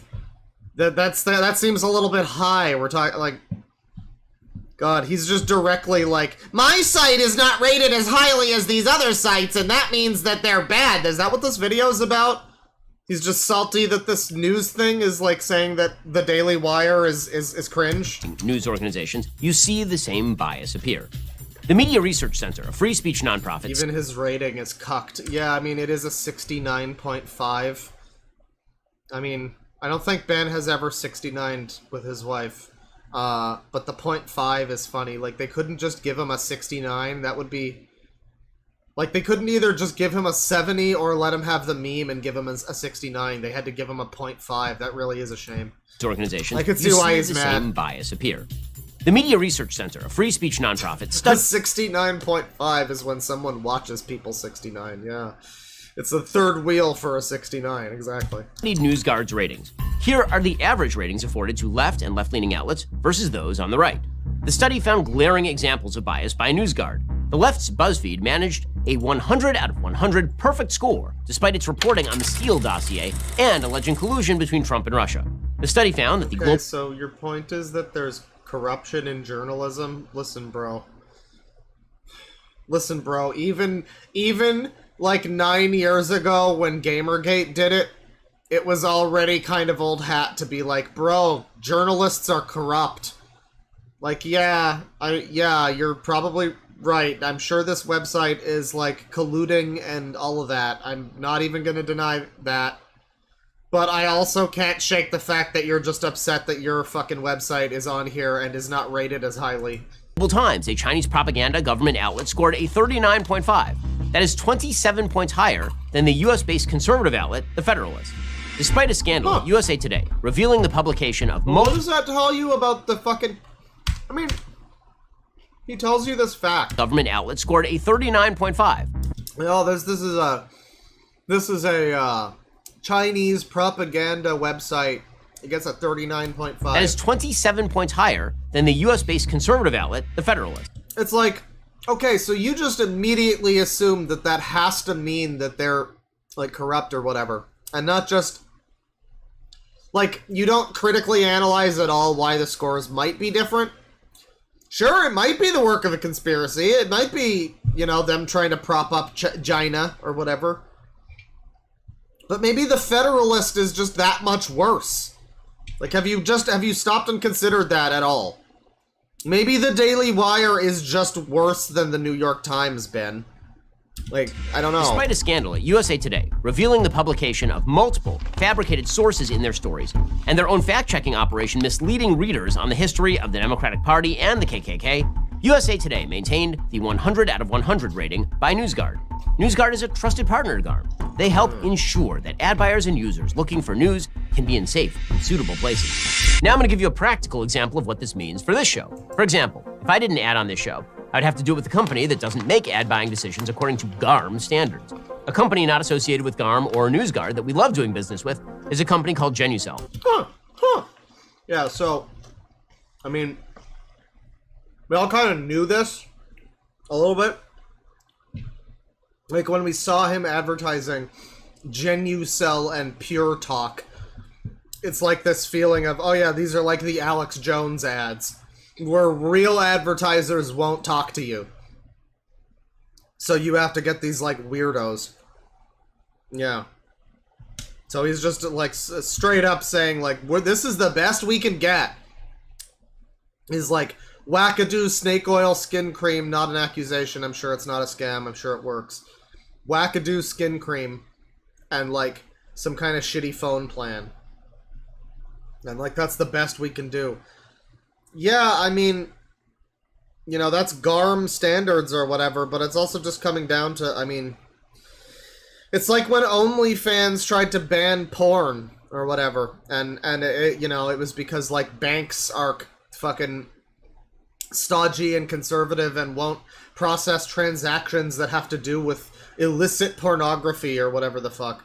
It's like why I can't get ads on any of my fucking videos because, you know, apparently Coca-Cola doesn't want to sell products to people who watch the Wonder Bread guy or something. You know? Like, yeah, that's unfortunate. But it's also just, even without GARM to guide these companies, they would just look at any situation and be like, oh, we can't support Ben Shapiro because he said this and we don't want our company to be associated with him. I don't think it has anything necessarily to do with GARM standards. It's just like misguided, so occasionally misguided advertiser people being like, no, we don't want to, you know, like, associate with, you know, this animation YouTube channel that talked about, like, a movie but said the fuck word, and so now we can't sell fucking, like, Downy paper towels on this video, you know? Sometimes it's misguided, and then sometimes it's, we don't want to be associated with Ben Shapiro, and I think I can understand that. I don't know if it necessarily is, like, a conspiracy from the top with GARM and everything. Maybe. I mean, you know, that might be informing it somewhat. You've heard about Genucel on my daily show. Genucel has great products like their dark spot corrector. See, we sell our ad space so based he is on... now just also shilling this on this video, too. This is, like, such a sneaky way of advertising it, too. Wow. Very sneaky, Ben. You got me with this video that's about how the organizations are gonna try to control us, but then you come at me with this, like, it's technically not really a sponsor right now, maybe. I mean, maybe it is. I mean, if we scroll down and look at the... Yeah, okay, actually they are. He is just directly linking to this Genucel thing, so, alright. So, yeah, this is just an ad. This is just a sneaky little ad in the middle of his video about other stuff, where instead of being like, this video is sponsored by Genucel, he's like, and Genucel's great because they're not one of the liberal elite. Like, bro, like, it is respectable. Ben is a respectable individual in the sense that, you know, he's able to really con a lot of people, hypothetically, allegedly, not a scam, definitely not a scam. But he's able to allegedly con a lot of fucking people who are apparently just too stupid to tell that he is clearly just shilling shit to them. I mean, bravo. On a certain number of projected views. But unfortunately, due to GARM and Correct the darks in your life. Yeah, buy the skin cream. NewsGuard, we now sell them at a reduced rate. As this is the very first episode of Fact, we're betting we've got our projected view count right for the sake of deals with future advertisers. But either way, we're thankful to be working with Genucel, a company using cutting-edge ingredients in products like their Ultra Retinol Moisturizer with a retinol alternative for safe use in the sun. If you go to Genucel.com/Ben right now, you can get your dark spot corrector and Ultra Retinol Moisturizer in the Genucel most popular package. That's Genucel.com/Ben, Genucel.com/Ben. Go check in. What was that ad read? Package. That's Genucel.com/Ben, Genucel.com. /Ben, Genucel.com /Ben, Genucel. Did he break? What the fuck was that? in the Genucell most popular package. That's genucell.com/Ben, genucell.com/Ben. Go check them out right now. That was fucking unbelievably bad. God. He was like falling asleep trying to read this ad. And he just like... Again, I can't get over how he just sneakily transitions into the ad read. Full on just ad read. Just out of nowhere. Amazing. NewsGuard is also working with others to use AI technology to enforce brand safety standards at scale by identifying scalable hoaxes and misinformation in order to streamline blanket removal. This means that the news that you read, news that is supposed to be fair and objective or at least diverse, must adhere to GARM, the WEF, the WFA, and their subjective and biased standards in order to be deemed monetizable. If you think this is only something big news corporations have to contend with, think again. Well, no, you're a small news corporation. And we are also subjected to your biased takes on things. I mean, it's not exactly what he's saying, but it's like, yeah, okay, CNN probably is biased. Are you going to tell me you're not? Like, going after a news company for being biased is just such a weird thing for somebody like this to do, because it's like, come the fuck on, Ben, you are biased. If you were not biased, then this would be a centrist news program. You are biased. This is a conservative talk show. This is a conservative thing, so you're biased. So what the fuck is your point? Like, do you not consider yourself a news program? Like, you're on there with... The Daily Wire is on there with the New York Times on that media site. That NewsGuard thing. So you're news. And you are very clearly and obviously biased, and I doubt he would even, like, argue that, necessarily. So what's his fucking point? Why is it okay when you do it? What, just because you're on the other side and the other people are louder and bigger than you?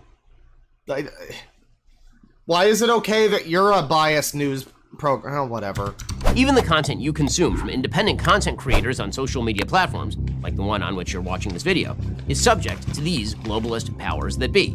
So, for example, my friend Matt Walsh, he was demonetized on YouTube.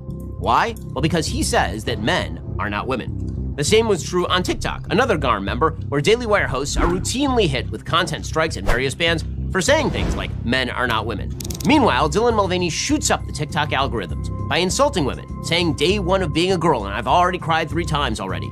Or, for example, if you question... It's insulting women, I guess. I mean, that gets into, like, the... It's like he's trying to appeal to TERFs. But I pointed this out before, it's like... The TERF ideology is very different from the regular... Like, trans people aren't whatever, and, like, they're gonna go into the bathrooms with your kids and, like, all this stuff.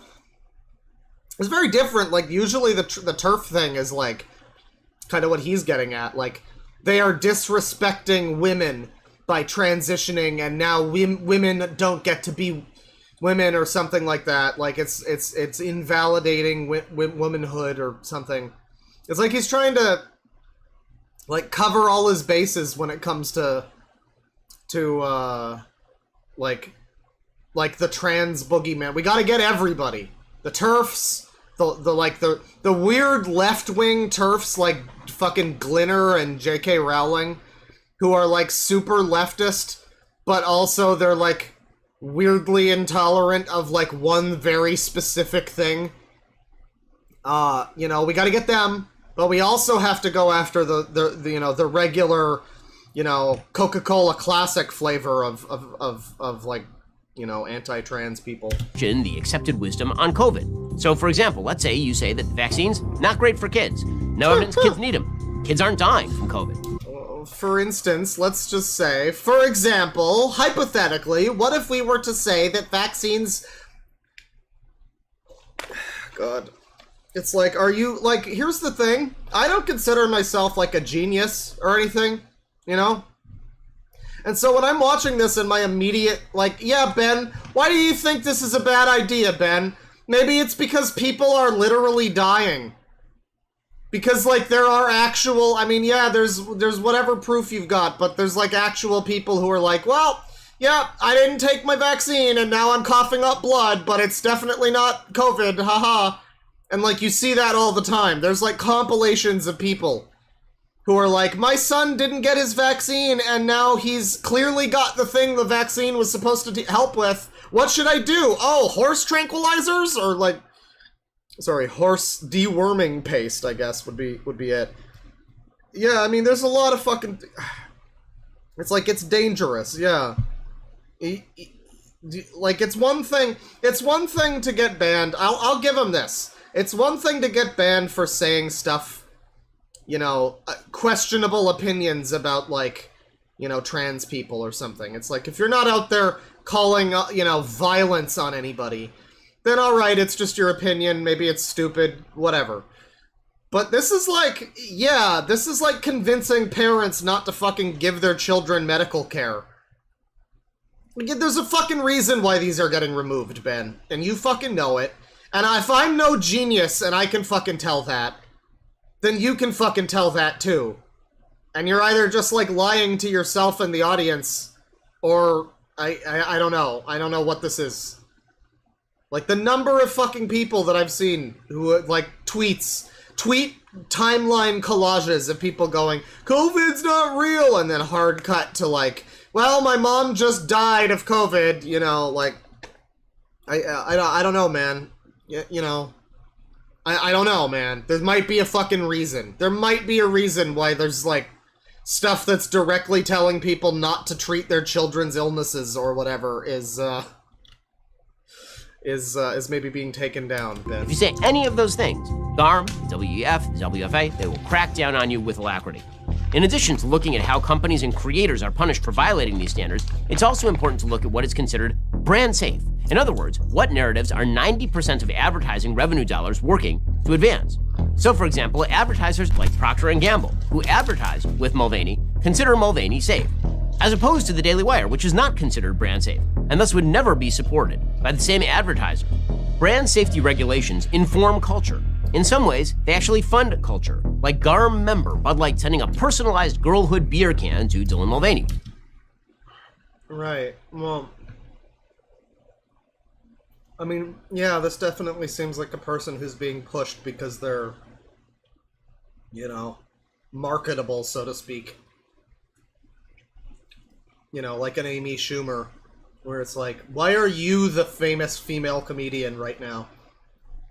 You're not, like, funny. Like, nobody likes you. I don't know, this, I don't know who this fucking person is. I've never heard of this before, but it's getting, like, a fancy beer can made for you. Like, okay, shouldn't I have heard of this person if there's a fucking beer can made of them? Well, alright, but apparently this is all part of a conspiracy, I guess, because fucking Procter & Gamble won't advertise with Ben Shapiro's company. That's cool. Or GARM member Lego declaring gender is non-binary and making trans-themed Lego designs. Or GARM member Hershey's using a male in a women's chocolate ad. Or GARM member P&G's razor brand Gillette, which pushed toxic masculinity narratives and taught dads how to shave their daughter's beard. These... Well, I mean, that was an embarrassing commercial. I don't think anybody was really... It's again this thing of, like, I'm pretty sure everybody disliked the fucking Gillette commercial. Specifically that one that you mentioned. I remember that one. You know, everybody fucking hated that commercial. I don't think anybody outside of, like, Movie Bob fucking morons on Twitter with blue check marks, I don't think anybody was really super cool with, like, with that ad. So it's like, what's your point, even? Everybody agreed that ad was fucking stupid. That the fucking toxic masculinity Gillette ad was, like, dumb. Everybody agrees with you, Ben. So what does that have to do with the culture? I heard nothing but people making fun of how stupid that fucking ad was. So what? I think they all agree with you, Ben. These are all endeavors deemed to be brand safe for companies to engage in, and not risk being either deprived of others' advertising dollars or having their advertising dollars turned away. By contrast, Jeremy... I mean, this is what we're... Oh, are we also selling... These razors, not a brand safe partner. Here we go. CEO and God King of the Daily Wire, Jeremy Bering. Wait, so this is the guy who runs the fucking Daily Wire? Has like a razor company? What? Bud Light isn't going to be sending a flannel shirt to Matt Walsh. Matt is not brand safe. Can you go over the thing? Like, I know it says Companies to engage in. I know it says it on the screen and I read it, but it's weird that he doesn't acknowledge and not it. risk being either deprived of others' advertising dollars or having their advertising dollars turned away. By contrast, Jeremy's Razors, not a brand safe partner. Jeremy's Razors, which is approved by Jeremy, the CEO and God King of the Daily Wire. You're not going to acknowledge that this not brand safe partner? You're like, no fucking shit, they've advertised with you. They are you. You clown! Fuck! Like, yeah, he puts it on the screen, but fucking the grandmas that watch this shit can't read anymore. What the fuck?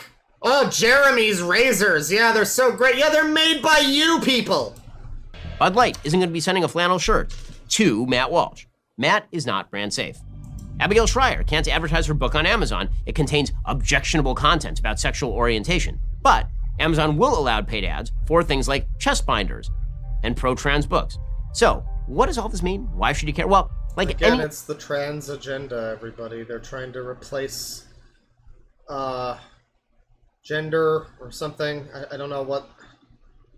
I don't know what they're trying to do, really, because the thing is, he's trying to go after the TERF thing, and the notable thing with TERFs is like, I don't know, what do they feel about like female to male trans people? Because this always seems to be, he keeps talking about like, oh, this man who is not a woman who's in this ad, like, I don't know, this seems to mostly be an issue in that one direction. Do you not care about like women who transition? Because that is also a thing. But I don't know. I mean, because I don't know. I don't know him specifically. He hasn't really said anything either way. But he only ever really refers to it in a female, male to female sense, and that just makes me think of the TERF people again, where it's like, well, you're going after people because they're like encroaching on femininity or something. But like, I don't know, what does that say about, I guess you're mad at the female to males because they gave up their femininity? Would that be the answer? Other business. The news media, we have to be able to make money by producing the news. Fact checkers are now incentivizing media outlets to comply with the WEF GARM narratives by determining what is and what is not monetizable. The WEF, GARM, the WFA, they're all actively working with social media companies to censor what they consider to be misinformation, which very often is just good information with which... Good information, right. Good information from reliable news sources that advertise their own products and in a sneaky way that only kind of acknowledges that they're actually their own products. Yeah, good news organizations like you guys. Yeah, it never so happens that, the people that, the people that are always talking like Alex Jones and this guy, like the right stuff, they're always like some kind of paid thing, and they're always selling products, and it's always very financially focused. You don't get a lot of people like Ben Shapiro who are just like doing it for the passion of it, necessarily. I guess you do. It's called BitChute, to be fair. But even then, a lot of people are monetizing their shit, and a lot of people are being, influenced by people who don't really believe the things they're saying any more than they believe in GenuCell.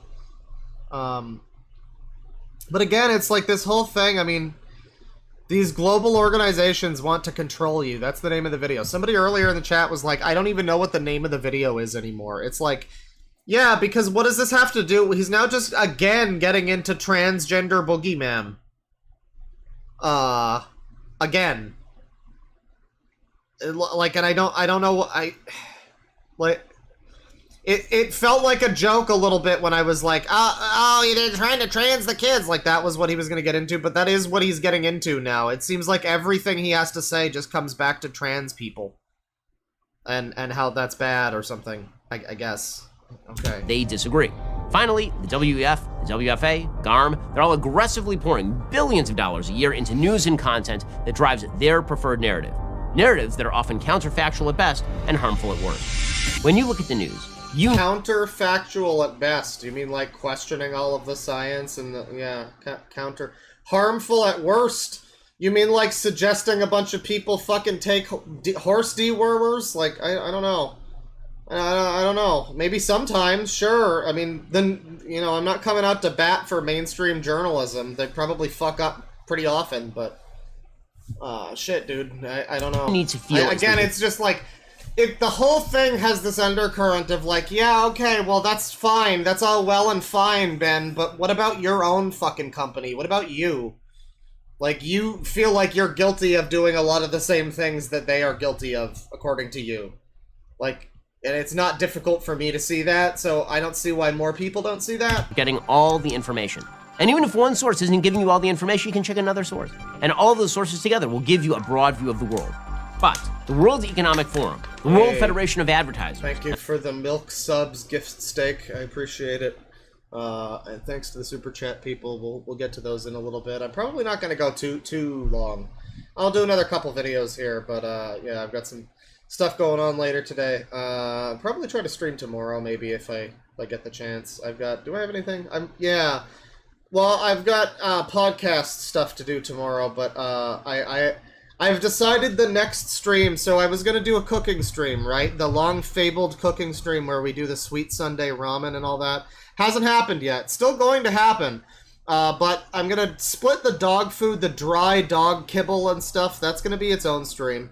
And I'm just going to do... Because it's a lot easier for me to just bring the dog food up here to my fucking desk, where my computer is, rather than taking my whole fucking computer downstairs to where my kitchen is. So, I think I'll just do that, and then we'll do a cooking stream in like a little bit as well. Maybe we'll do dog food tomorrow, but yeah, we'll do a little bit more here. And the Global Alliance for Responsible Media, they don't want you to have a full view of the news. They want you to see what they want you to see. Okay, but that's literally true for you too. You don't want people to have a full view of the news. If they had a full view of the news, they would probably be able to make their own opinions and, you know, not just buy your products and buy everything you're selling people. You do not want people to have a full view. I don't understand. Like, I guess people who like Ben Shapiro, like, I'm sorry, there's probably someone in chat who likes the guy. I'm sorry to tell you, you must just be very fucking stupid. Because, like, Jesus Christ. I mean, it's like every point that he makes, I'm like, okay, fine, Ben, but that's true for you, too, so why should I listen to you? It's like the fucking Black Sabbath song, Hand of Doom. Oh yeah, Ozzy Osbourne, tell me all about how drugs are bad. Please, please, tell me, Ozzy. I'm sure you would know. I'm sure you would know about dishonest journalism, Ben. Yeah, maybe we should listen to you. And they will work to prevent anyone from disseminating information they don't pre-approve. They are determining what you see, what you hear, what you watch, and that's dangerous. Well, yeah. I mean, he does. He laughs all the way to the bank. Again, it's easy to make money off of fucking stupid people. So yeah, like, he's got a lot of money. He's certainly hooked a lot of dumbasses on the stuff that he supposedly believes at the expense of, you know... And, like, this is the thing, right, is like, okay, yeah, you shouldn't be taken off of fucking YouTube for having, like, questionable opinions that a lot of people don't agree with about, like, trans people or gay people or anything. If you're not shouting racial slurs or whatever, and you're just having a conversation, I think you should be allowed to have that conversation. However, you get a lot of people like this who kind of don't feel like they believe the shit that they're saying about any given group, but then stupid morons that listen to them, they do, and they listen to this rhetoric, and then they go out and then they make life hard for people who, you know, are in those communities. So it's like, there is an argument to be made for why content like this gets taken down. It is very indirectly hurtful to people. And I don't necessarily know... Here, like, if Ben Shapiro... Here's my thinking. If Ben Shapiro totally believes everything that he says, which I don't think he does... I don't even think he believes, like, 1/10 of what he says. But if he totally believed everything he was saying about trans people and everything, then it's like, alright, that's your beliefs, and you shouldn't be taken off of the internet for having those beliefs. But I don't feel like he does, and I don't feel like Matt Walsh does either, and I feel like it's just kind of taking advantage of a community of people and you know, doing it for financial gain. Like, if you genuinely believed that, it's like, all right, well, that's your opinion. That's fine. But it's just like, oh, I'm gonna say all these things about, like, whatever group, you know, and I'm gonna sick a bunch of weird followers of mine, you know, on that group indirectly. It's like, I don't think that would be his fault. Like, when people go and troll people that I cover, it's like, I tell you not to. You know, and I don't endorse it and I don't condone it, but like some people, you know, aren't going to listen to that. And so like he doesn't seem to make any effort to tell people not to do anything like that, you know. He doesn't seem to care, but also it's like, I don't know, if you were indirectly causing people to, you know, make life hard for, you know, some group of people or whoever, like, you know, I do a stream about like an artist on DeviantArt and then somebody makes, you know, a bunch of mean comments on their page, and it's like, I didn't tell them to do that, but like indirectly, should I feel bad about that? Well, not necessarily. But in the case of somebody like this, where it's like, yeah, it does feel like you probably knowingly are just pushing a lot of this shit because it's like, it will rile up a group of people who will pay you money. And you don't really care necessarily about the people you're actually talking about or about the group of people that you're talking about. And you know, it's at their expense basically. So I don't know. It doesn't strike me as good. It's not good. But you know, again, that's all just my opinion. That's just my opinion, and opinions are cool to have, right, Ben? You're not going to take me off the internet for having an opinion about your independent stuff, right, buddy? The rigging of the 2024 election, hypocrisy here. The worst of Ben Shapiro. Oh, we've got like a podcast about him. Okay. Ben Shapiro destroys the Barbie movie. We saw some of that. Let me see just what he's got here. Man spends $14,000 to turn himself into a... So what's this have to do with...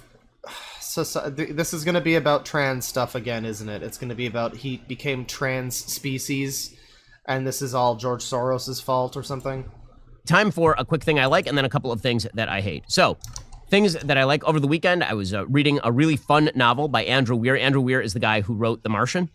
The book is... No, but the thing is, again, $5 from Corruption Point, you can easily make that argument for any edgy content, though. I don't like Shapiro, but the argument isn't great. Well, no, because edgy content that you're making just to be funny and make a joke or whatever, that's fine. But when you're doing it knowingly just to make money off of people... When you're just doing it because, like, oh, you know, I can talk shit about this group, and who cares what happens to them or what, you know, effect that has on this community or how people perceive this community. I can just talk shit and rile up a bunch of shit, and I don't really care. I just get paid. It's very dark side of the Force. I've been playing Knights of the Old Republic. It feels like a dark side option, you know? Like, it feels like one of those ones that Canderous would be like, oh, you should do that, and then Bastila would be like, no, that's not the right way, don't do that.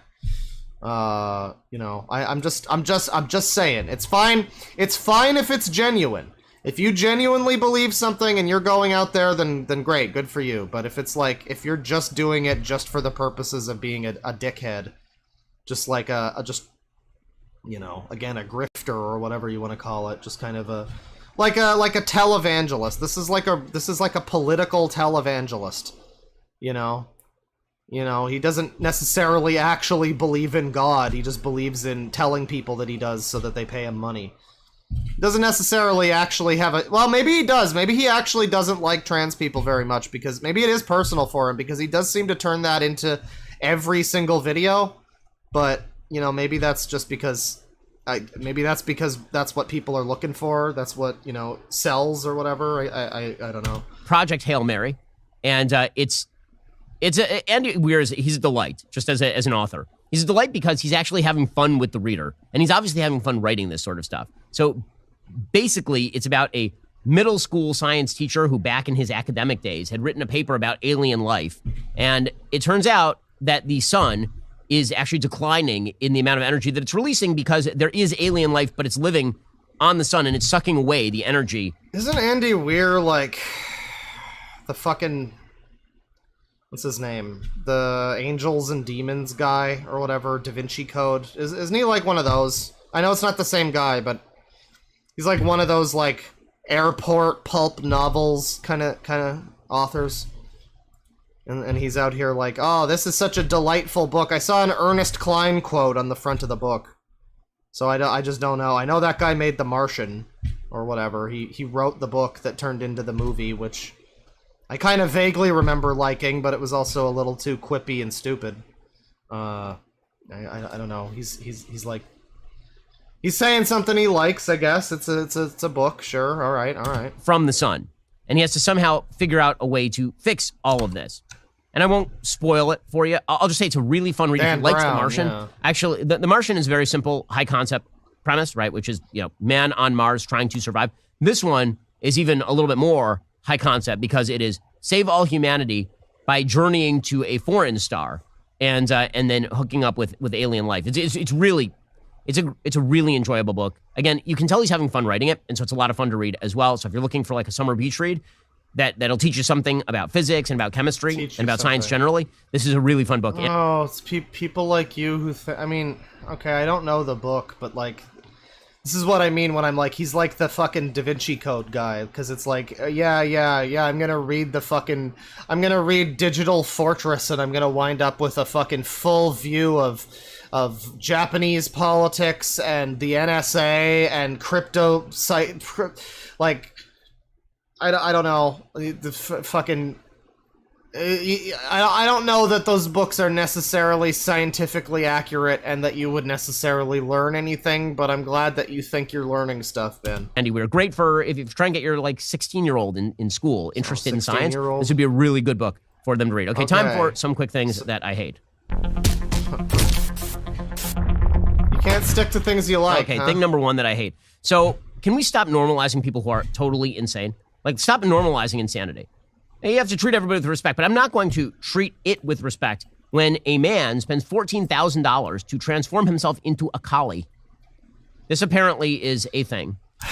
And again, this is like if this video was him sitting down in front of this laptop and just going like, and somebody identifies as an attack helicopter. I mean, that's so silly. You are not an attack helicopter. You are a person. This is like the fucking meme, the old, like, you are a panda, get down from there. You are not even a human. Why are you on those power lines? Like that meme. Like, get down from there, horse. You are a horse. Like, this is stupid. This is so stupid. Cannot we agree this is all... Yes, I think everybody agrees this is... I don't think anybody is really genuinely out here like, oh, slay, that's valid. Like, I think everybody kind of sees Dogman and agrees that it's fucking dumb. A Japanese native has now transformed himself into a canine after forking out more than $14,000 for a custom-made collie costume. The private citizen says the unusual garment has helped actualize his dream of becoming an animal. We have reached the end of expressive individualism. Robert Bella predicted that expressive individualism, the idea that what is inside you is the most important thing in all humanity, that is the end of the individualist era. That's where we are. Men dressing up as dogs to roll around. Literal. I mean, I'm not sure you could get any more literal with the man returning to the animals sort of metaphors that... Like, nobody really is supporting this. Again, it's this thing where you claim that, like, this is where we are, people. It's like, this is one fucking freaky guy. There's also, like, the carpet sample fursuit guy who was active, like, 20 years ago. And, like, there's a lot of crazy people throughout society, dude. I don't know why you're shining a light on this. What about the guy who married Hatsune Miku? Or whatever. He married his, like, DS game in, like, 2008. Why don't you talk about that hot, cool, new, pressing story? Because this is not... This is just the... I keep saying, like, this is just the thing that these people always have to do. These fucking, like, hack fraud, like, get people angry, like, you know, debate political people or whatever. They just have to take an example of some stupid thing that nobody really agrees, that nobody really thinks is, like, acceptable, and just be like, this is what's poisoning society. Like, nobody agrees with that thing, bro. This isn't a thing that reflects on all of mankind, that this dude wanted to be a dog, any more than it reflects on all of mankind that dude wanted to be Jimin from fucking BTS. We, the biblically minded, tend to use. But here we are, a man who spent $14,000 to dress up as a dog so that he can roll around on the streets with other dogs and presumably smell their butts. Presumably. Here we go. That's you presuming it. Hang on. This is, and then this crazy lady who's walking around, this man dressed as a dog. I mean, like, it's just a furry, dude. Like, God, this is like... Ben Shapiro feels like the type of person who'd come to my channel and be like, hey bro, you really gotta talk about Chris Chan sometime.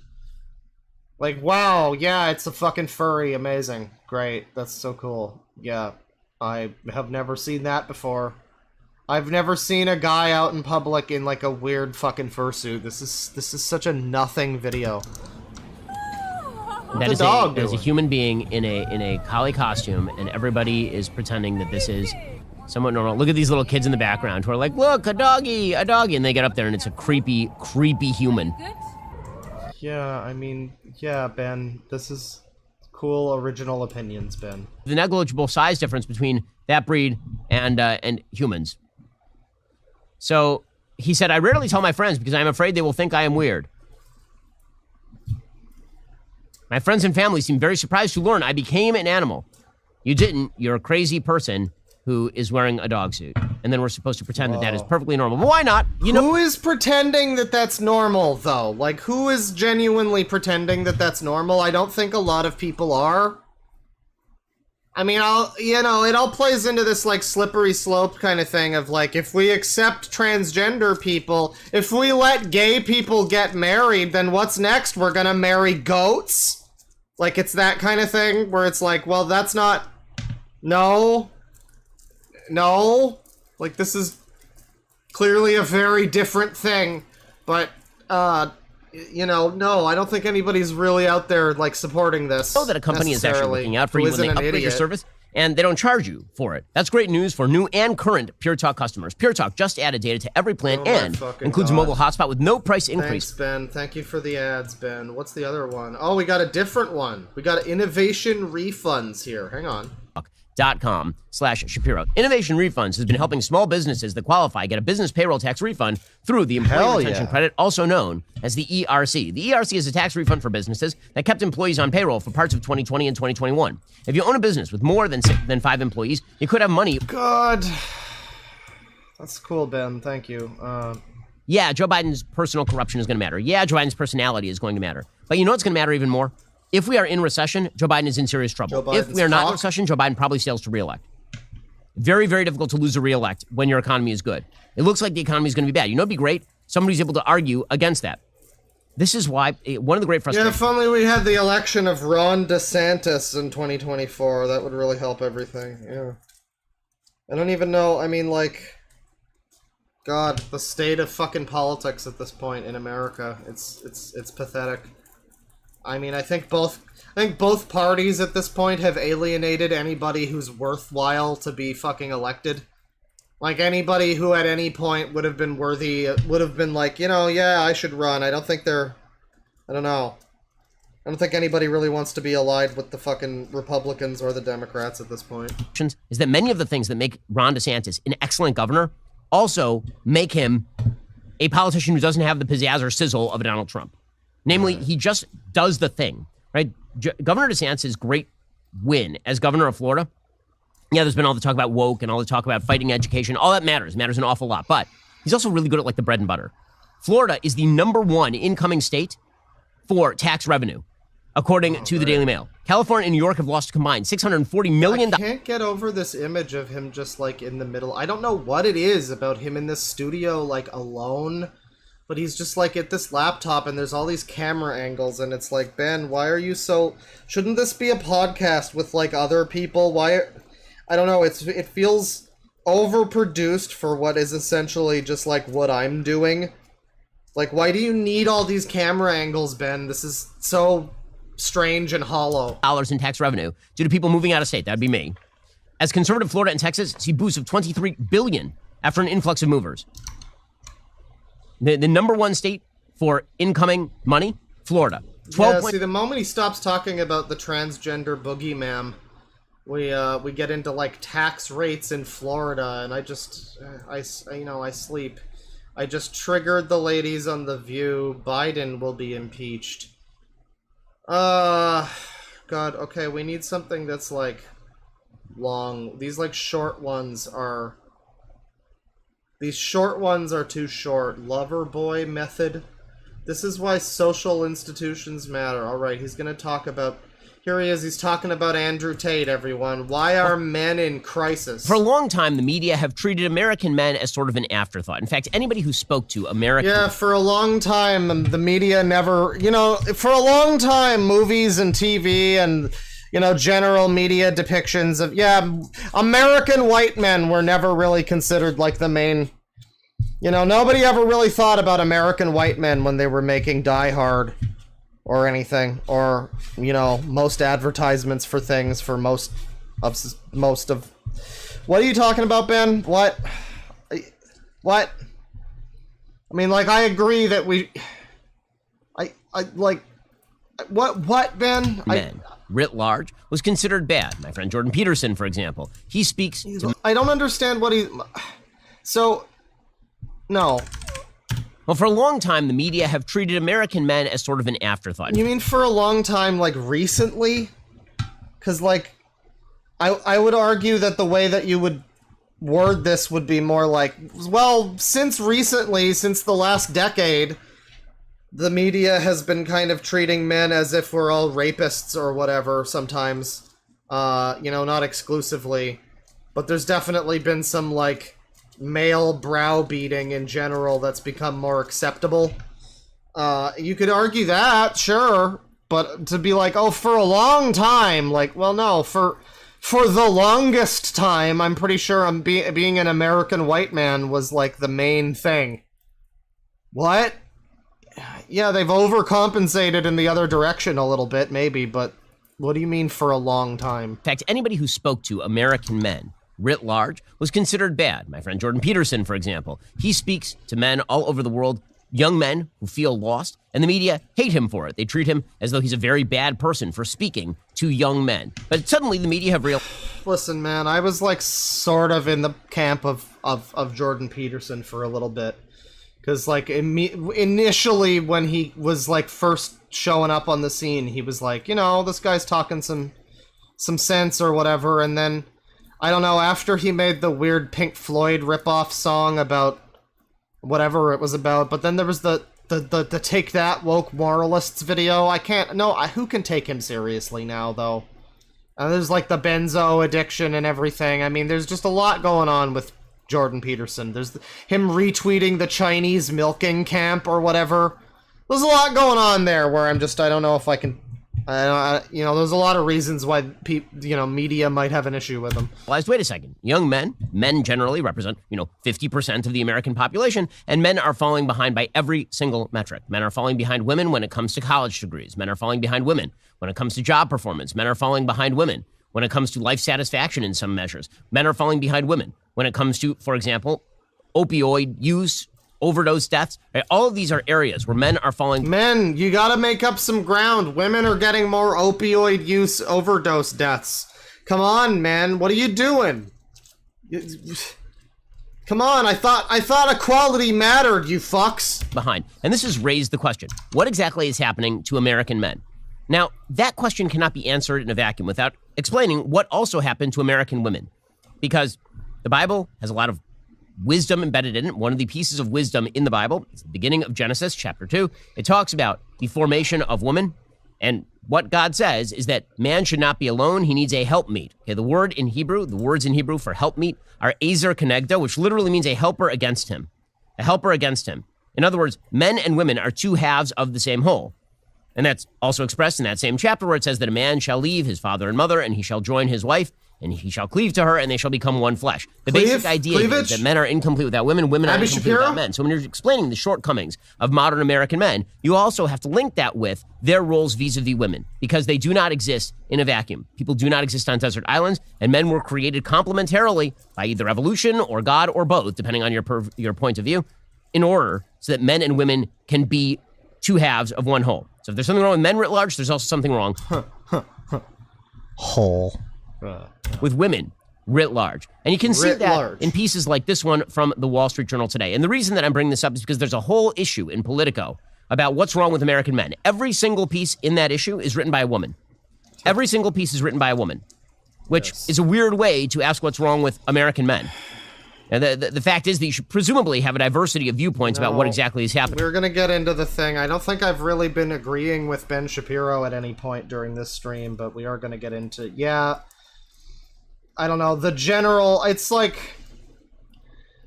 there was a point that someone made at some point, I don't remember who it was, but there was a point of like, we decided that it was no longer acceptable to be mean to like, to be racist to, you know, any other group besides white people. We decided it was no longer acceptable to be sexist to females. But people still kind of want to be bullies and want to be shitty. And so it's like, we need something that we can still have the excuse to be mean to. It's the same thing where, like, I can make a joke about those fucking French people. But if I make the same joke about, like, Polynesian, I think I've said this before, specifically with Polynesians, I don't know why that one comes up, but if it's like Colombian people, like, that suddenly takes on a different tone than it does if I say about, like, British people or something. And that's the same thing with, like, you can, if you're writing a big budget Hollywood movie, you can totally shit on men as much as you want. You could not possibly make a joke that criticizes women in any similar way, because that would be illegal. But no, it's super okay, and it's like, that's not really equality, you know, beating down the other people so that you can, like, have a leg up or whatever. Like, we don't uplift women by you know, beating men down or whatever. I don't know. There's some validity to that, but he's about to go on to talk. I think he's come out before and been like, Andrew Tate is cool, and like he's somewhat in favor of Andrew Tate. So Andrew Tate, of course, not the answer to this situation. And I don't know what kind of advice he's going to give to us. Let's find out. With American men, that might include, you know, some males, but Politico's beginning to notice. Why? Because men are turning away from the Democratic Party in droves. And it's not just Politico. It's happening at the Washington Post. It's happening at the Wall Street Journal. Many people in the media are suddenly realizing, apparently for the first time in a while, that when American men fall off the train, that is very bad for America writ large. Now, can this guy stop saying writ large? What is that? What is this fucking... I hate whenever stupid people find some fucking term that they, and probably also me, probably also I and a lot of other people have not heard. Like when we're watching the fucking 1A people and they keep going off about the easement, and it's like, you know, you got me, bro. I've never heard of the word easement before, but it's clear that you now have, and that you're just like really banking all your fucking chips on writ large, making you sound like you're a big brain. Speaking, the role of men was pretty simple. The role of men was, you protect your family, you defend your country, your values, your community, your family. You provide. These were the roles of men. Protect, defend, provide. These... I don't know why that's a good thing. I mean, I just don't understand, like, the roles of men. It's like, okay, yes, men, you know, I don't know, it gets into gender or whatever, but, like, I don't know, aren't we all individuals? Aren't we all born, like, fucking special snowflakes or whatever? Cannot we just choose the thing that we want to do in our lives instead of being, you know, hard fucking locked into, oh, sorry, you picked the male class, you're not allowed to be a sorcerer. Like, oh, shit.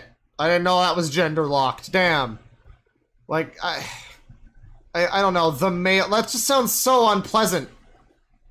Like, just forcing every single person who was born, half of society is just forced to be. It's like, maybe you're just not cut out to be a protector and defender and whatever. Maybe you're just like, I don't know, maybe you are like a passive beta dude. I don't know, what's fucking wrong with that, necessarily? Like, I I don't know. These were the basic roles. And there are a bunch of different things. What do you mean, look at the eyebrow? How are we... what else am I looking at? The secret yarmulke? No, we're all looking at the eyebrows. The eyebrows are like weird little caterpillars on his face. And then the beard looks drawn on, too. Somebody said the stubble looks like it's not real. It doesn't. It looks like fucking... like... I don't know, like eyeshadow or something all over his face. Did within each one of those roles, but those roles were sort of immutable and unchanging. They started in a time when physical protection was actually what was necessary of men, but it continued into a time when basically the monopoly on use of force had now been delegated to the government. Men were still expected to provide. They were still expected to defend their families. They were still expected to protect their children. And like, okay, you know, we've talked about this before with like Andrew Tate shit, like this whole male roles, whatever. What about when you're in a relationship with somebody and it's like you're a guy and she's a woman and she's making the money? And like, are you just supposed to feel like a pile of shit, I guess? Is that what you're like, do you just leave the woman because she's like earning money and also has a job? And you're like, no, I have to be the defender and the protector and I have to provide. Like, that's my role. It's not acceptable for you to also provide. Like, just live your life. What the fuck? I don't know. And that is still true for large swaths of the American population. But there are a bunch of men who no longer do this. And the reason they no longer do this is because we have a culture that shames them for doing exactly this. And instead has decided not to treat men and women as potentially two halves of a greater whole that is united in marriage. But instead, we're supposed to treat men atomistically and women atomistically. And then we're supposed to celebrate the atomism. We're supposed to celebrate the falling apart, which is presumably why you have a piece in the Wall Street Journal today titled, "Divorce Parties Are a New Hot Invite."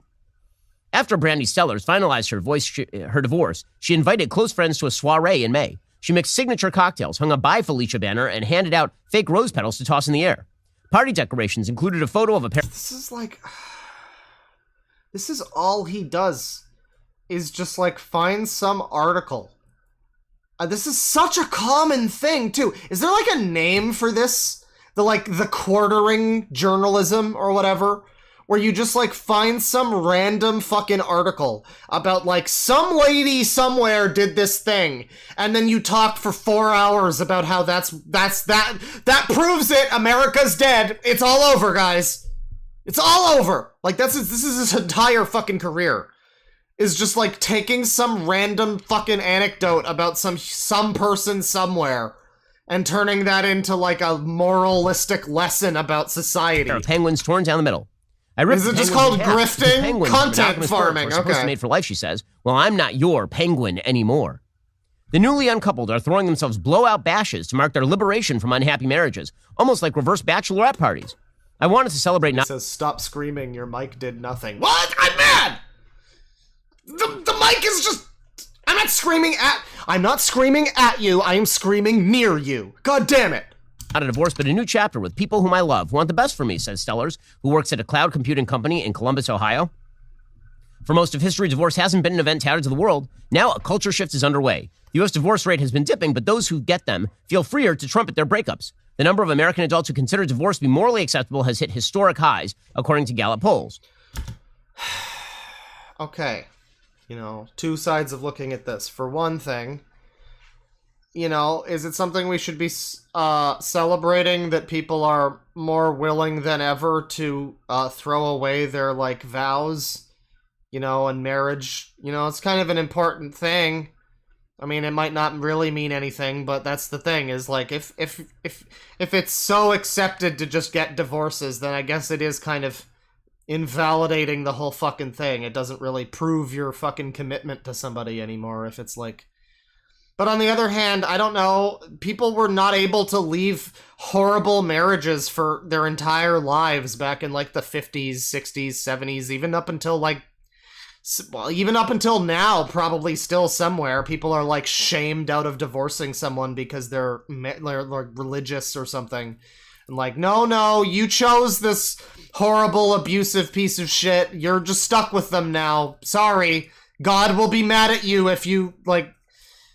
Yeah, I don't know. Maybe it is a good thing. Maybe people should have more freedom, Ben. Maybe people should have more freedom to do things. I don't know.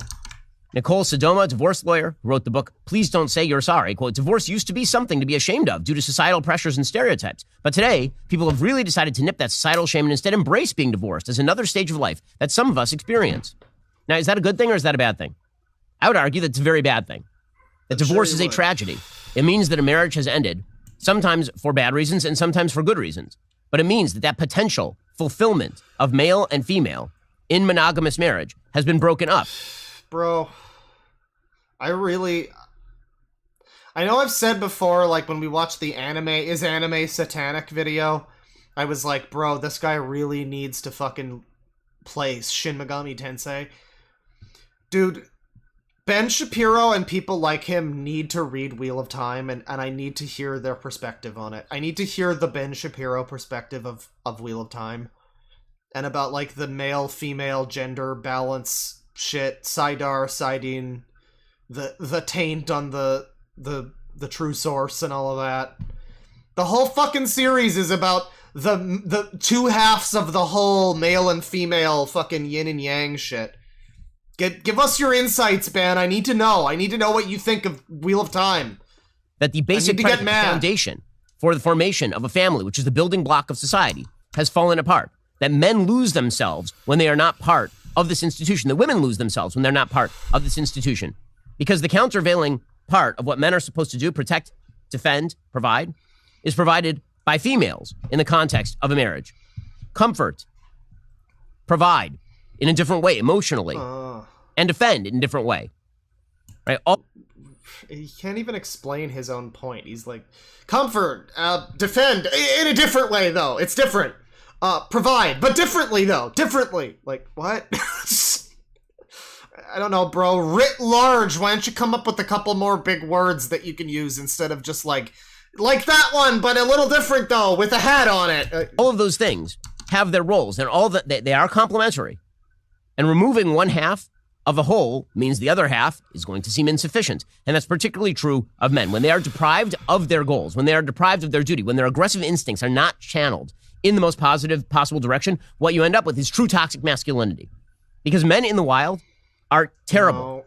Toxic masculinity is the thing that I just described, where you're a man and you feel like embarrassed and ashamed because your wife is like making more money than you or something, and instead of being happy for her, you feel like you're not doing enough as a man, and it makes you feel like shit.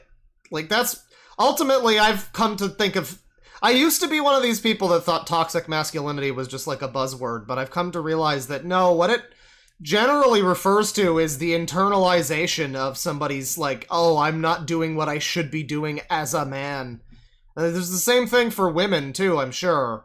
You don't hear about it as often. I think other people would view it differently. Toxic masculinity would be attributed to, like, you know, super buff guys talking about how much pussy they get or whatever, you know, like, but I don't know, I view it more as just like, yeah, like, being ashamed of yourself for weird societal reasons that have nothing to do with you as an individual, and situations that are kind of out of your control and don't need to be in your control. Like, you don't need to be upset if your wife is like providing better than you are or whatever. You can just kind of be okay with that and be yourself, you know? The wild, actually, any other aggressive male of any species in the wild, meaning rapacious, violent, aggressive, territorial.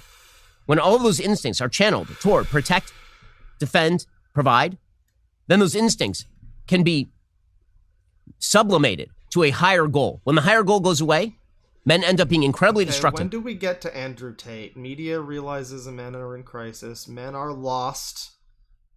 Democrats have a man problem. Men in marriage. Andrew Tate on the lover boy method. Here we are. We're getting into Tate. Maybe. So I would say example 1A here would be Andrew Tate. So I've been discussing Andrew Tate a lot because he's back in the news a lot. Did a 2.5-hour interview with Tucker Carlson that had a lot of interesting moments to it. And the thing I've always said about Andrew Tate is that Andrew Tate's diagnosis is very often correct, and his prognosis, his actual recommendations for what we ought to do are almost entirely wrong. That many of the things that he said... Wow, I actually kind of agree with that.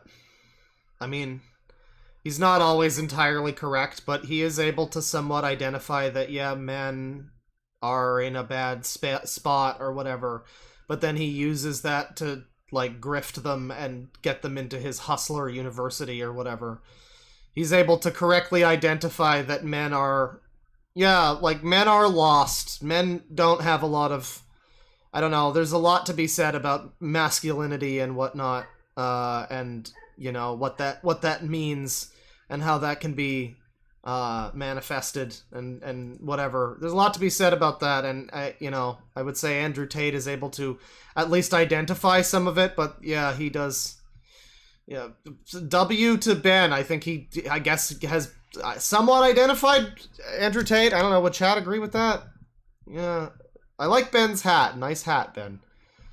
Was that an actual point? Yeah, it seemed like it. The worst person you know just made a great point. I mean, I wouldn't say that he's like 100%. He's like he said he's like almost always right about the diagnosis, but almost always wrong about the prognosis. I would say he's right about the prognosis. I wouldn't say that Andrew Tate is always like almost always right about the diagnosis. He hits on a lot of things. Like he is correctly able to say, hey, men are in a weird position in society now, and because the views of men for a long time were these things that were kind of perhaps not healthy for women around them.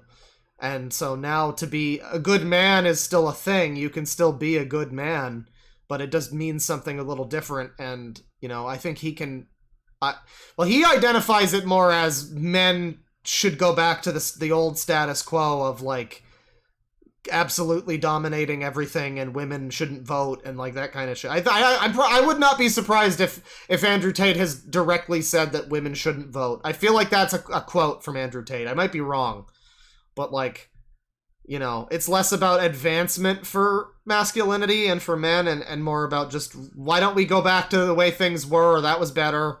Pay me money so we go back to the way things were. I promise you'll escape the Matrix. About the feminist movement are totally right. He is critiquing the left's wrecking of these institutions. Yeah. But instead of trying... there is that, too. He points out... He does make some good points occasionally about feminism. Because, like, there's a lot to be fucking said about feminism. I mean, I think feminism is generally in a better state than it was, like, 8 years ago, when we were getting, like, Anita Sarkeesian videos, and shit like that. But, yeah, there is still this, like... again, it's the acceptable nature of just, oh, haha, men are trash, or whatever. Like, I don't know. There's a little... That's not really pushing women forward, just by... Again, you don't uplift people by, shitting on other people. You can acknowledge that men can also do shitty things, but again, it's so easy in a conversation to shit on another group of people and not in any way do the Ben Shapiro thing, shit on the liberals and liberal nonsense, and in no way acknowledge any of the fucking weird shit that your people have done and the people that you work for and the stuff that you are supporting. Like, it's really easy to direct blame to other people without, like, acknowledging any of, I don't know. It's like, that's very common, is like, quote unquote feminism, or men too, like people like Andrew Tate, just like, oh, all of the problem is women. It's like, well, no, that doesn't really solve anything. Like, build yourselves up. Don't bring them down. Enforce the institutions and rebuild the institutions. His response is the toxically masculine response is, well, if this is a new world, then what I'm going to model, the behavior I'm going to model is not getting married, having kids, building a home, supporting my community. The behavior that I'm going to model is instead being as toxically masculine as using women. Right? If women are still driven toward that top achiever, I'm going to be the top G, right? I'm going to be the guy who's the top achiever, and then I'm going to sleep with as many women as possible for sexual access. I'm going to have Lamborghinis, have really nice cars, I'm in a nice house. I'm going to live in Romania. He says Anita's series was actually really well made. Oh yeah, the series where she made a bunch of very surface level points about things that took like 5 years to come out.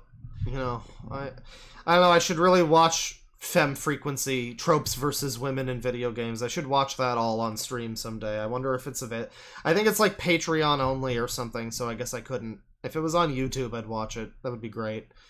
That would be great. Maybe I would eat my words. You know, maybe she deserved to be sitting in front of the UN for talking about how, you know, how being mean to women is bad or whatever. God, some of the old. I'm just reminded more of that Frosk lady from G4, when they came back on Twitch, and she just like went off on that rant, and everybody who heard it was like, man, this is so like 2013 Anita Sarkeesian like Twitter feed kind of rant, like women shouldn't be sexualized, and like, yeah, we know, we kind of all agree with that. I don't know who are you still preaching to. It was very weird. Yeah, I'm going to do whatever I want to do because that's what the male aggressive instinct unchained looks like. And we've been basically barred from the societal institutions by women. So what you should aspire to is this. Okay, well, this leads many on the right because they look at his diagnosis and they're like, a lot of what he's saying about feminism is right. It leads many people on the right to look at the diagnosis and say, well, he's one of us. Okay, well, here's the thing. Andrew Tate's solutions are not along those lines. Some of the stuff that he says to Tucker Carlson, for example, is not the way he actually lives his life. So tape has now emerged of Andrew Tate talking about the way that he treats women. So Andrew Tate made a lot of money off quote-unquote cam girls. Cam girls are women who undress and... I mean, again, it's like you're talking about this guy as not living up to the standards he preaches or whatever. Are you, though? I mean, again, most of what you say sounds like about as real as your ad reads, dude. Like, I don't know, to me anyway, to a lot of people, it doesn't really necessarily ring as true. People call this dude a grifter for a reason. For him to just like point the finger at someone who's doing basically the exact thing he's doing. Perform provocative acts for the lust of men on webcams. Apparently, you pay these women, and you can... He is now defiant... Hang on. Just give me a sec here. Really need to put this on the soundboard. But it's fine. It's fine. Quote-unquote cam girls. Cam girls are women who undress and perform provocative acts for the lust of men on webcams. Apparently, you pay these women, and you can tell them what you want them to do online. And then, pleasure yourself. Wow. I suppose the way this industry works. Crazy. Andrew Tate was deeply involved in this industry. That's how he made a lot of money. And Thank you for explaining us cam girls, Ben. I mean, you who have never felt the wetness, I'm sure you needed to explain. Is Ben Shapiro like a fucking Quaker or something? What is his about deal? It, like a lot.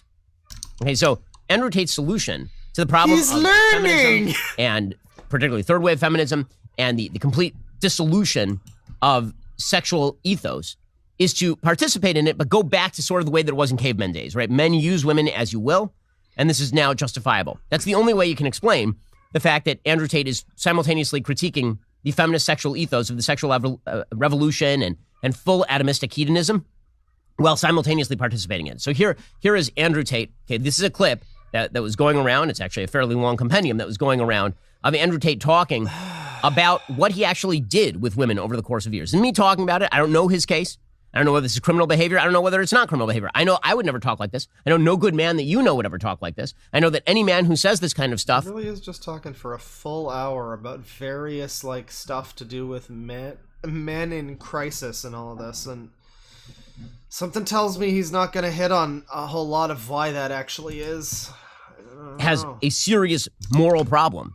Here's Andrew Tate talking about women in a way that I don't think any good man should ever talk about women. What are you charged with? That's a really good question. I'm charged with being the head of an organized criminal group, which is in charge of recruiting girls to make TikTok videos. They face charges which include human trafficking, rape, and forming a criminal gang to sexually exploit women. OnlyFans is the best hustle in the world. Are they accusing you of using violence or? No. They're accusing me of using the Loverboy method, coercing them by being nice. I don't mention webcam until after I've had sex with the girl. If you're on dates and you're trying to mention it and it just doesn't work. It puts them off. I'd never do that. That's right. Okay, so I don't know. He's gonna go off about Tate. It's interesting to know how he feels about Tate, I guess. He's not really necessarily in the pro corner. But Yeah, it's interesting opinion on Tate that Shapiro has. Not what I necessarily would have expected. A little bit more nuanced than I've come to expect from Ben. Snow not white and the 7 not dwarfs. Okay. Well, folks, This is what I'm here for. This is what I'm really here for, is watching this grown adult complaining about Disney movies or whatever. That's what it's all about, baby. that Disney really is interested in taking all of its great old IP and absolutely destroying it. The latest example is their casting with regard to Snow White. They have now decided that apparently every redhead in the Disney universe will be recast as a racially diverse person. And this is how, for example, The Little Mermaid ended up. Yeah, that is actually quite strange. I don't know if anybody else... I think it's been talked about before. But the weird thing that, yeah, Hollywood will just replace anybody who's like a redhead. Like MJ from Spider-Man and fucking... A lot of redheads are being replaced with black women for some reason. It's kind of odd. It's kind of odd. It's not even like they're getting replaced with Chinese women. It is almost exclusively redhead woman, like redhead white lady, replaced with black lady. Almost all of the time. I guess there was the time in Spider-Man, because they also, it was, what's her name? Liz was, like, just a blonde white girl originally, I think, and they made her, like, a black girl in the movie. It was actually to really good effect when you found out that she was like the adopted daughter of a certain character, you know, in that movie.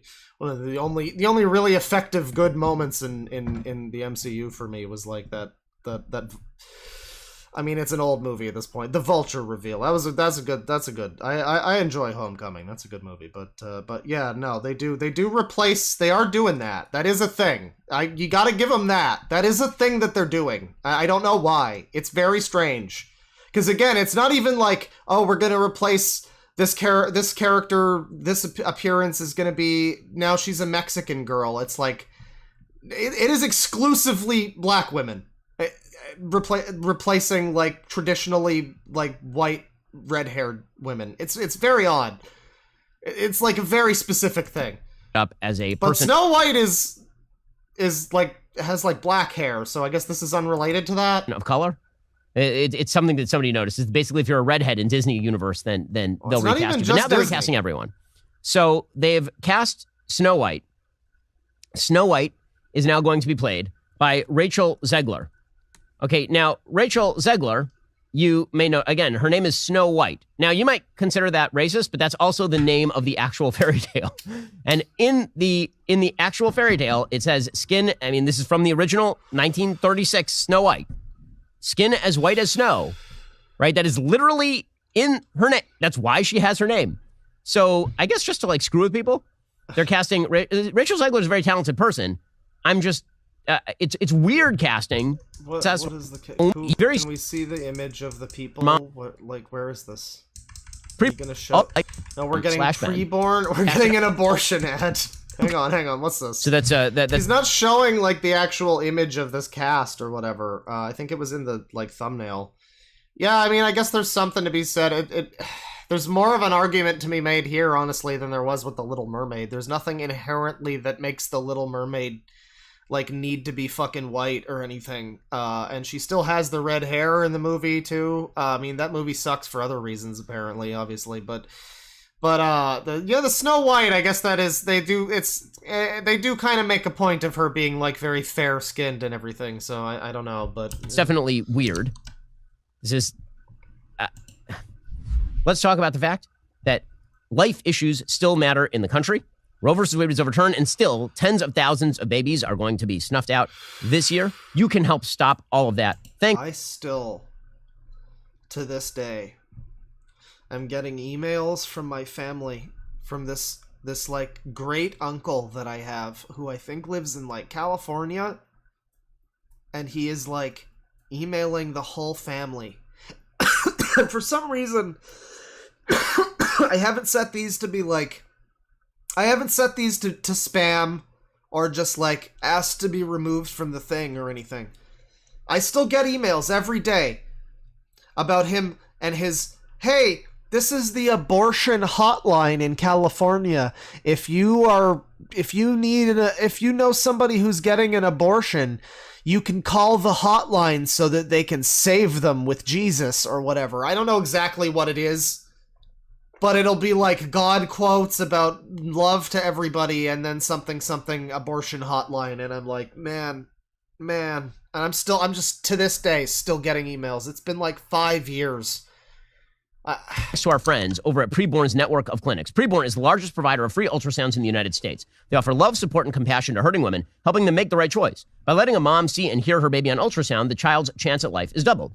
Preborn clinics provide moms who choose life with... Come on, choose Preborn. You get to decide the baby's special attributes before it's born. It's great. Maternity and baby clothes, diapers, cars, seats, counseling, and much more. All of those services, up to 2 years of assistance, are provided free of charge. Join me on my mission to save 17,000 babies from abortion. One ultrasound is just $28. A $140 donation gives 5 babies a chance at life. A $15,000 donation will cover the cost of an ultrasound machine, save countless babies' lives for years to come.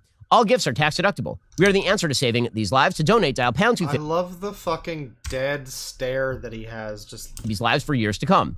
All gifts are tax deductible. We are the answer to saving these lives. To donate, dial pound. We are the answer to saving these lives. To donate, bro, you're a professional at this. Maybe they don't want to okay, first of all, maybe real companies don't want to advertise next to the abortion thing. Maybe that's just a touchy thing in general, whether they agree or don't. And fucking Anheuser-Busch doesn't want to get involved, you know? I don't know. Maybe that's not the case, but also maybe if you read the ads better, you might get more fucking sponsors, you hack. 250, say keyword baby. That's pound 250 baby, or go to preborn.com/Ben. That's preborn. This guy reminds me of fucking, what's his name? Mark Zuckerberg. Like, he's the same. I keep having the same. By the way, I love this. Help save 17,000 babies from abortion. I guess after we save those 17,000, all the rest of them are, still fair game. All right. Well, that's a very set goal. It's like, it's good. You don't want to set your goal too high, Like, you don't want to save all of the unborn babies. You just want to save, 17,000 of them. And then we call it quits, But yeah, no, there's a lot of times when he's reading this thing, this script, or even his just regular opinions, it's very Mark Zuckerberg. It's very Android person, lizard person, .com/Ben. Again, preborn.com/Ben. Go check them out right now. Or donate by dialing pound 250 and saying keyword baby. Most people think about poor air quality when you have a fire that makes the air quality absolutely terrible. Have you stopped to think about the polluted air in your day-to-day life? Because the truth is, your and your family's health might be affected by the air quality in your home. Allergens and germs floating in the air you breathe can make you sick. We're gonna get... Okay, hey Ben, what do you think about climate change? I know climate change is not necessarily related to pollution, but it kinda is, isn't it? Talking about, air quality and everything. Yeah. Yeah, strange how all those forests keep burning down, isn't it? Yeah. It's a shame. It's a shame about that. Buy EnviroCleanse, everybody. News that there's technology out there that helps you purify your living space easily and affordably. With EnviroCleanse, you'll never have to worry again. EnviroCleanse is an in-home air purifying unit designed to destroy cold and flu viruses, allergy-inflaming toxins, mold, and even more. EnviroCleanse promises far fewer colds, allergies, and better sleep. They even give you a free air quality monitor to test the difference in your own home. So this is to kill the COVID virus air. I gotcha. We're gonna keep it. Does it keep out 5G? That's the important thing. If this does not cleanse my home of the 5G, then I do not want any of your business, sweetheart. If all home Get air out of my purifiers are the same, face. then why exactly did the U.S. Department of Defense select EnviroCleanse to protect and purify the air on board our Navy ships? EnviroCleanse air purifiers use hospital-grade technology. Their air purifiers come in all sizes, colors, and prices to fit everybody. Who wouldn't let 17,000 babies die is GenuCell. Use promo code BENBABY at GenuCell to save 15,000 extra babies. Budget. They offer additional products like surface cleaner and laundry detergent as well. You've been using an EnviroCleanse air purifier at home. It is quiet, it is sleek, with a new baby. Did I steal a Cumtown bit? What's the Cumtown bit? I don't watch Cumtown or listen. I did a podcast, right? I've heard of them. Which bit did I steal? Was it a good one? Or I hope I stole one of the good ones. Home, we want to keep our air quality good. Breathe in pure air, live a healthier life. Visit ekpure.com. Use code BEN for 10% off your EnviroCleanse home air purification unit. Right now, you also get their free air quality monitor plus fast free shipping. That is $150 savings. ekpure.com, code Ben. That's ekpure.com, promo code Ben. Sorry, I can't get over the fact that it's... Well, hang on. Wait. Oh yeah, so the the title of the chapter fucks up the name of the actual product as EnviroCleanse, spelt the right way, but it's actually EnviroCleanse, like it's German or something. But yeah, I can't get over him selling a like an air quality thing. I don't know. To be fair, I don't know what Ben Shapiro's views are regarding global warming and climate change and air quality in general. You know what? Enough Snow White. I want to see... I need to see... Hang on. I don't know. Cars. Inflation is now cars' fault. I want to see him talk about... Is there nothing about that? Maybe, like, him talking about, like, transit or cars or, like... I don't know, city design, something like that. I want to see him talk about how it's not cars' fault that America sucks. Because it is.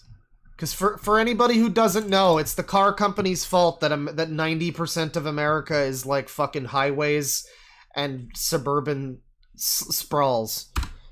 And I'm not seeing... does he ever talk about transit? No, he talks about transgenderism. God damn it, wrong trans thing. Is the economy about to melt down? No, he's never going to talk about, like, how most of America is fucking in debt forever because of horribly unsustainable roads. He's not going to talk about that, huh? I guess that's some of them commie talking points. Well, that's fair. Let's do, like, another one, maybe. Please don't... Okay, abortion video. Fart video. Joe Rogan and Elon are right. He makes a lot of fucking videos. What are his popular ones? It's like most popular here. Fuck you, I'm talking. Student loses it while debating Ben Shapiro. I remember there was one of these. There was one of these where he was like talking. It was some debate thing, and he kept just like talking over the guy, and like just being kind of just being kind of shitty in general, and not really like all of the argument fallacy fucking things like ad hominems and stuff. They were all in there. It was this kind of setup. I don't think it was this video though. It was like a Twitter video that I saw. Neil deGrasse Tyson's thoughts on transgender. Why did he talk to Neil deGrasse Tyson? Or rather, why did Neil deGrasse Tyson talk to him? I mean, okay. Reacts to woke, insane TikToks. Destroys transgenderism and So, reacts to insane woke TikTok. Again, this like you're... The lowest fucking common denominator of stupid people to make fun of is TikTok, like, woke people. Like, yeah, there's a lot of fucking weird, like... people with 400 pronouns on TikTok. Yeah, sure.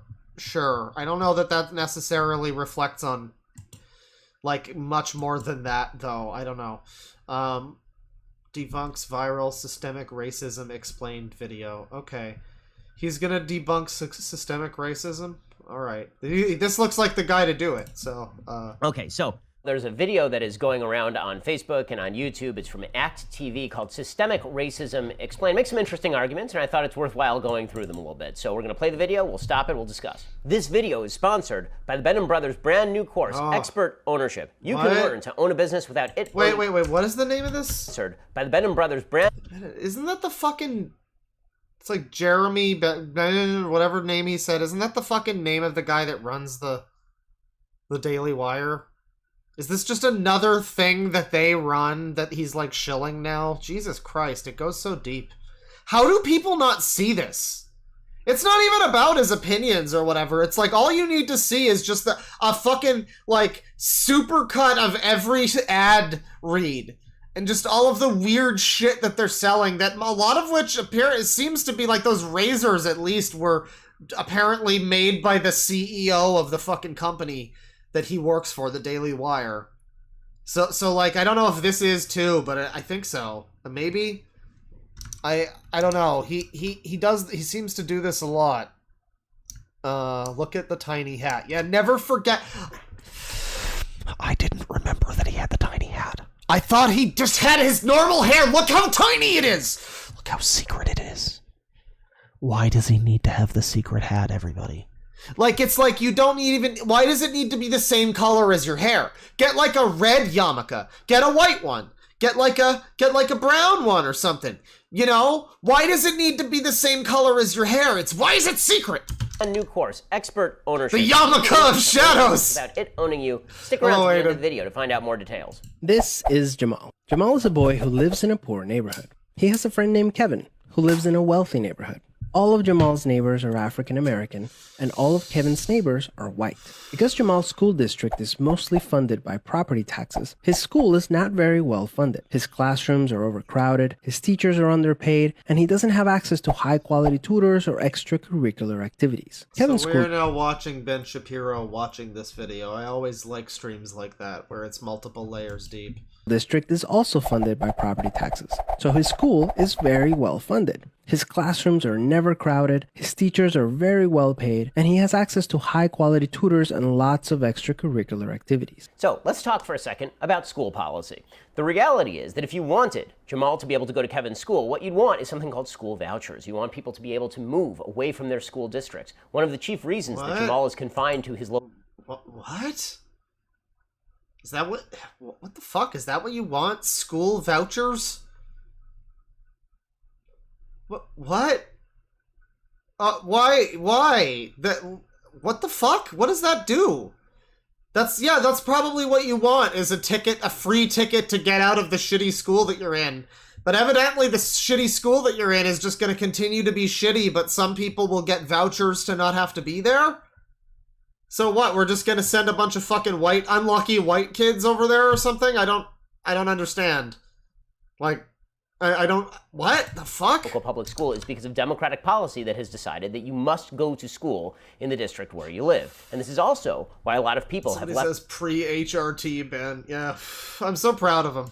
Lower income areas and moved out to higher income areas specifically for better public schools. So if you want Jamal to have some educational opportunities as Kevin, perhaps you should have school vouchers for private schools, or perhaps you should have charter schools, which is what Mayor Bill de Blasio in New York is fighting against, or perhaps you should break the teachers' unions, which are costing a fortune, particularly on a disproportionate level in areas where they're not spending enough taxpayer dollars. So I don't understand how this really solves anything, getting these school vouchers. I mean, he explained it, but like, what do you move, like, you just, okay, I'm not going to go to that school. Somebody's still going to that shitty school, though.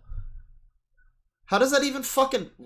Explain it again? What? Higher income areas specifically for better public schools. So if you want Jamal to have the same educational opportunities as Kevin, perhaps you should have school vouchers for private schools, or perhaps you should have charter schools, which is what Mayor Bill de Blasio in New York is fighting against, or perhaps you should break the teachers' unions, which are costing a fortune. Okay, but like, how are you... Okay, how's Jamal going to get... How is Jamal this sounds racist for me to say it, but this is what the video is. How is Jamal, the stereotypical poor black kid in a black neighborhood at a poor school, how is he going to get the school voucher to go to the fancy school? Because I feel like it's either money, which he won't have, or it's doing really well in school, which why would he necessarily do that well when the school itself sucks and probably doesn't have the facilities to teach him? You know, he might be like super gifted, hypothetically, and maybe that kid will get the school voucher. But Jamal, like the average kid at that school, is going to be like still fucking stupid because the school sucks. What does that solve? Particularly on a disproportionate level in areas where they're not spending enough taxpayer dollars. So I'm all for improving Jamal's schools. I'm also all for Jamal having all the same educational opportunities as Kevin. The problem is most Democrats are not. Kevin, oh, you're being too liberal. God damn it. God damn it. Am I being West Wing dork again? Am I walking and talking toward the camera through the halls of the White House with fucking Josh Lyman at my side? God damn it, not again. Jamal live only a few streets away from each other. So how come they're growing up in such different worlds with such different opportunities for success? The answer has to do with America's history of systemic racism. To understand it better, let's look at what life was like for Kevin. I mean, to be fair here, there's a thing they aren't saying, which is that, like, I guess they said that Jamal is in, like, a predominantly black neighborhood.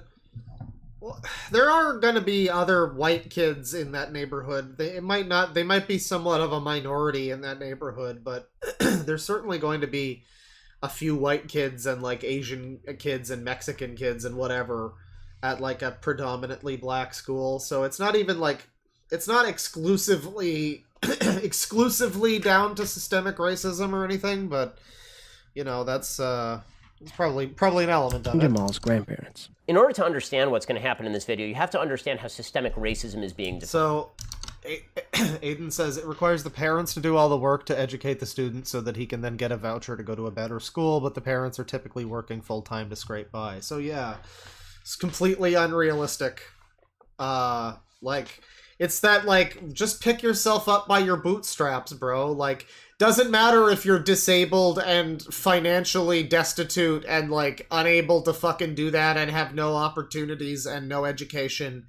Like, don't worry about it, little Jamal. You're gonna be just fine. You're just gonna be, just work hard, kid. It's fine. Yeah, that's cool. Fine.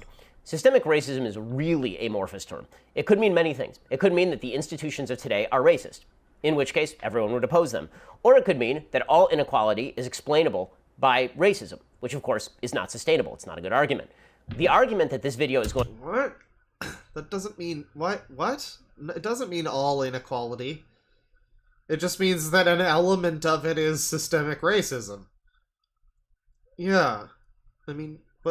why is that? Why can't we just allow for that, Ben? Why is that a problem? Going to try to make is that... I mean, it's, you know, it's a problem for a lot of reasons, but why is it a problem to acknowledge systemic racism? I mean, I remember there was a time when that was also like a toxic masculinity word where I'm like, oh, that's probably not real, and I know that because I've never met a black person. Like, there was a time when I was like that, but I remember Bill Burr even on one of his podcasts.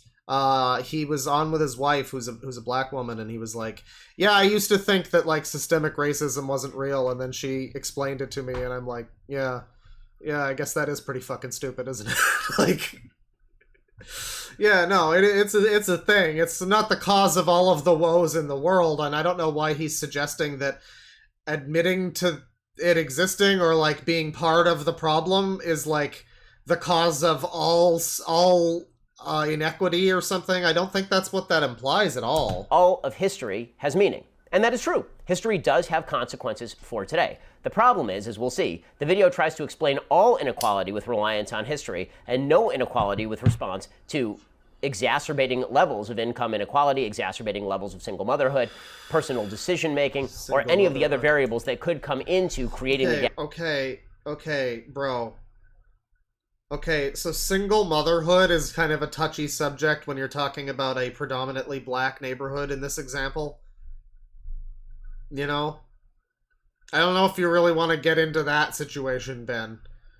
Because that might also get us back into things about masculinity, and I don't know. That's a whole other discussion, Ben. Gaps we see today. Decades after the Civil War, many government agencies started to draw maps dividing cities into sections that were either desirable or undesirable for investment. This practice was called redlining, and it usually... Is his hat safe? Because it's certainly secret. I mean, like, does the hat ever come... Does it come off during sex? What am I saying? He doesn't have sex. But, like, does the hat ever come off? Does he take it off when he showers? Does he wash his hair with the hat on? Maybe the hat's surgically affixed to his head. It's like there's like a... Maybe he's got a bald spot! Yo! That's it! He's going bald! And he's got a hat on the back of his head, because that's like the bald spot. That's perfect! Like, I'm getting a bald spot. Maybe I should become Jewish. Blocked off entire black neighborhoods from access to private and public investment. Banks and insurance companies used these maps for decades to deny black people loans and other services based purely on race. Historically speaking, owning a home and getting a college education is the easiest way for an American family to build wealth. But when Jamal's grandparents wanted to buy a house, the banks refused because they lived in a neighborhood that was redlined. So Jamal's grandparents were not able to buy a home, and because colleges could prevent them from attending through legal segregation, their options for higher education were really scarce. So let's... I mean, now, there is this narrative, and I don't think many people still...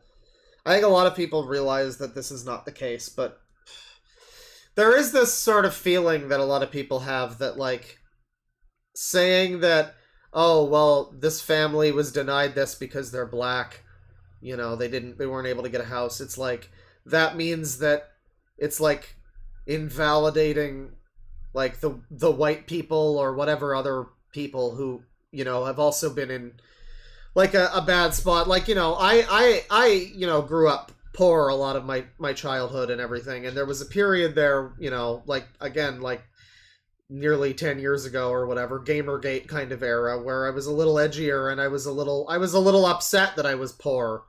And when people would talk about, like, oh, you know, blah, blah, blah, white privilege, and I'd be like, what do you mean white privilege? I'm poor. And it's like, yeah, nothing's universal is the thing. This is like an explanation for some situations. There's going to be a lot of successful black people. Even under those circumstances, there's going to be a lot of poor white people under those circumstances. So, yeah, nothing's absolute. That's another thing. Another misconception people sometimes have, and I don't know if he's going to get into that at all. It kind of feels like he's just missing a lot of, like, I feel like he's going to miss a lot of the points that are being made here, but, I mean, I don't even know if I necessarily agree with this video that he's arguing with. And frankly, it's now, I mean, I'm now a white guy talking to a white guy about a video about race. And it's like, I don't know that I know much better, but talk about redlining. Redlining became illegal in the United States as early as 1968.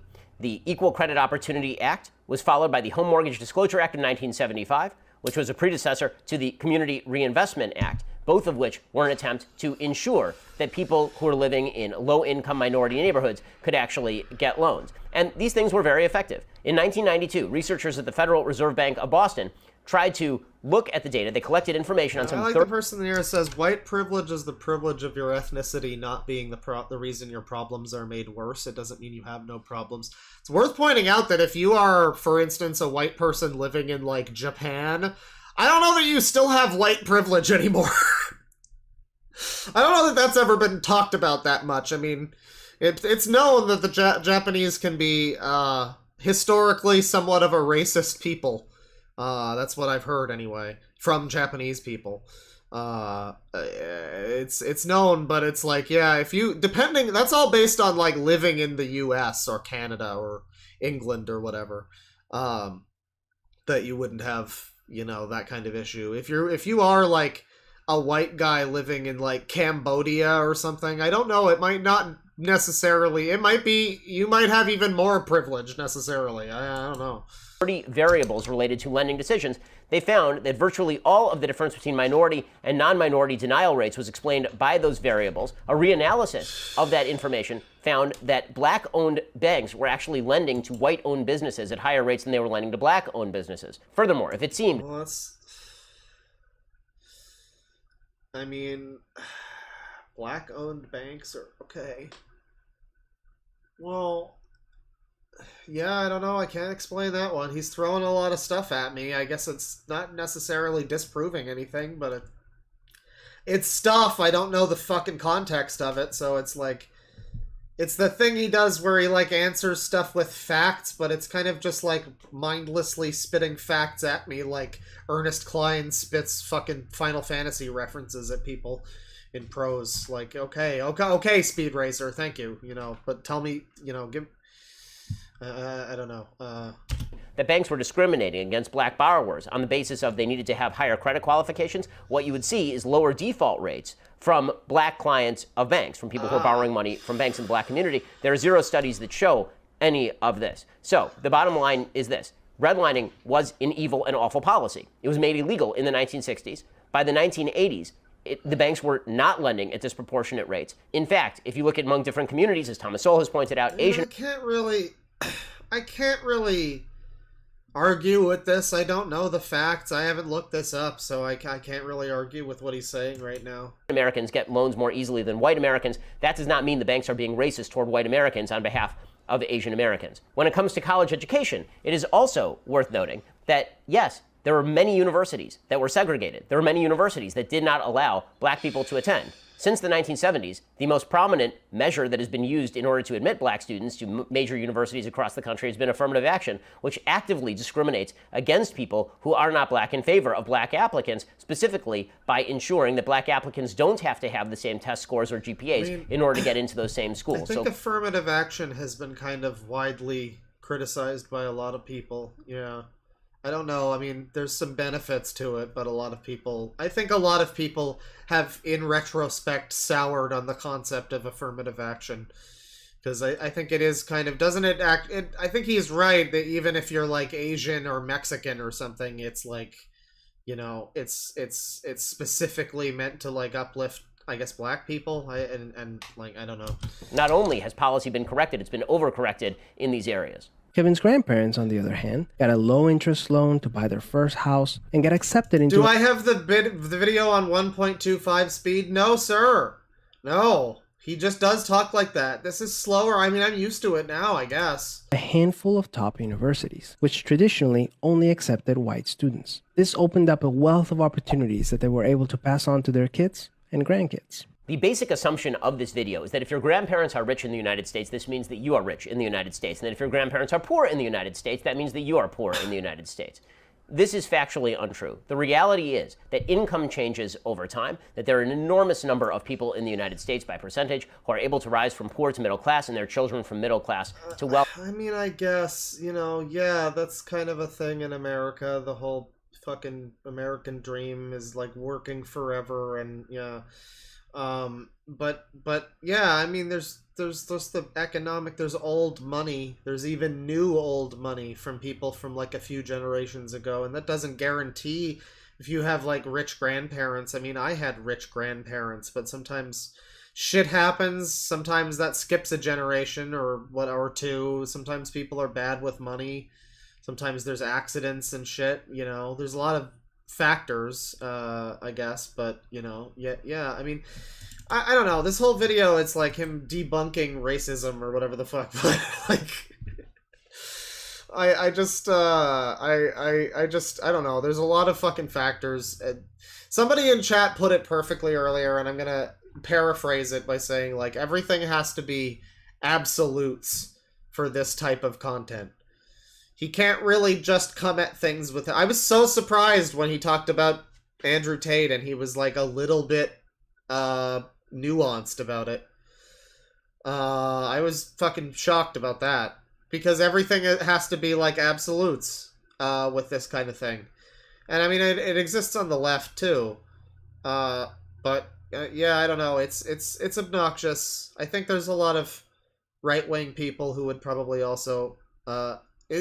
because my thing is that it doesn't come down to his politics. It comes down to the fact that he seems very disingenuous. He feels like he is just grifting people, in my opinion. He is not. He is just trying to sell a lot of products and that kind of thing.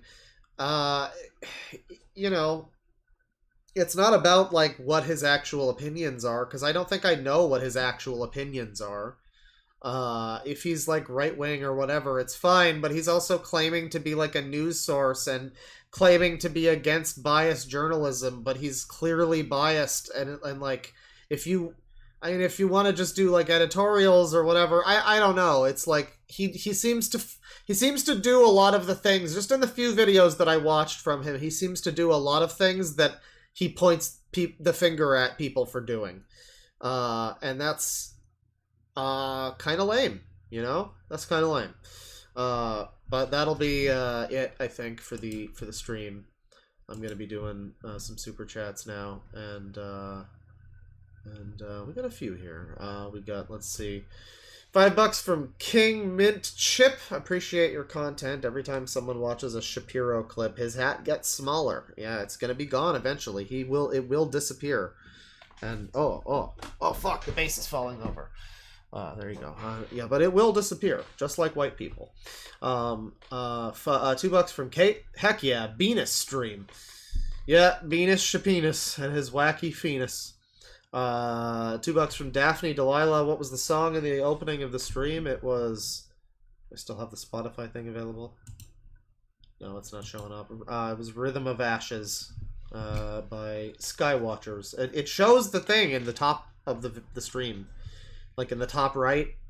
Like, I don't know why people are not able to see that, because there's not much going on the fucking fireplace when there's no bear. It's like that. What else is happening that you don't see that? It's right there. Like, I'm sorry, but it's right there. $2 from Glarn Voden. Ben's Judaism is camouflage. Yeah, I mean, I don't know about that. I mean, I don't know. I would be interested if we talk about him again at some point. I'd be interested to hear about Ben's actual, like, Judaism views and, like, how he actually feels about that whole thing. Like, you know, if he has any views about, like, if he's, like, he wears the yarmulke in, like, every video, so I would assume that he's devout. But again, it's difficult for me to imagine entrenching yourself as a Jewish person in a community that's historically not been very kind to Jewish people.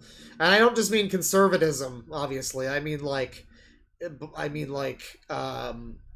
this kind of like wacky conspiracy, like just Alex Jones style of like conservative shock journalism shit. You know, weirdo online kooky conspiracy fucking, you know, QAnon type of people. Which is seemingly who he's kind of preaching to. It's strange. It's strange. It's a little strange, and I wonder if how he reconciles with that. If he's ever talked about it. If somebody knows, maybe leave a comment or something. $10 from Rockslide. The sensitivity on the right against the trans agenda is that truth is subjective. Speech should be compelled for sensitivity. And creating lifelong slaves to big pharma. It's not the trans people. I mean, I don't know that that's what that is, though, because it's like a lot of it comes down to the whole they're grooming kids thing, you know, which is like, I mean, there's an argument to be made about like children's sexuality and what right people have to impose themselves on that, adults and whatnot, parents, doctors. There's an argument to be made there, but a lot of it, like the fucking situation, we talked about it on the podcast recently, the situation where the guy Glinner, Graham Linehan, Glinner on Twitter, or X now, was the writer of, I think, one of the British nerd shows, I forget which one it was, the fucking nerd comedy show, and also, like, Father Ted, I think. He wrote a few, like, famous comedy series. Fucking crazy person on Twitter, and he's, like, a TERF and everything. And he went off on, because David Tennant, one of his kids is, I guess, non-binary or something, and so he went out in this shirt that was, like, I don't know, it was just, like, trans people or something. It was something. It was like a little aggressive. It was like leave my kid alone, weirdos, or something like that.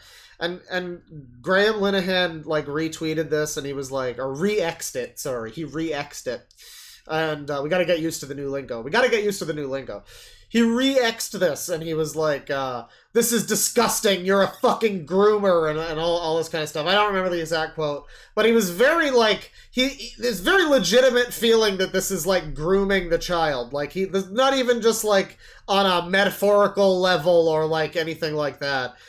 People do have a lot of strange opinions about, like, just a parent who's supportive of their kids and their, you know, decision to express themselves or whatever. It's there's a lot of things. I mean, lifelong slaves to big pharma, is that what you read from that? That's what you read. That's really 5D chess, though.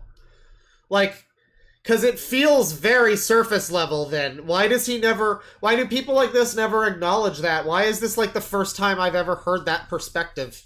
It's always just, oh, trans people, blah, blah, blah, this person's not a woman. Like, it's never about, like, a serious thing about, oh, well, you see, they're creating slaves to big pharma to keep them on HRT forever or something. Like, I've never heard that, if that's what you're saying.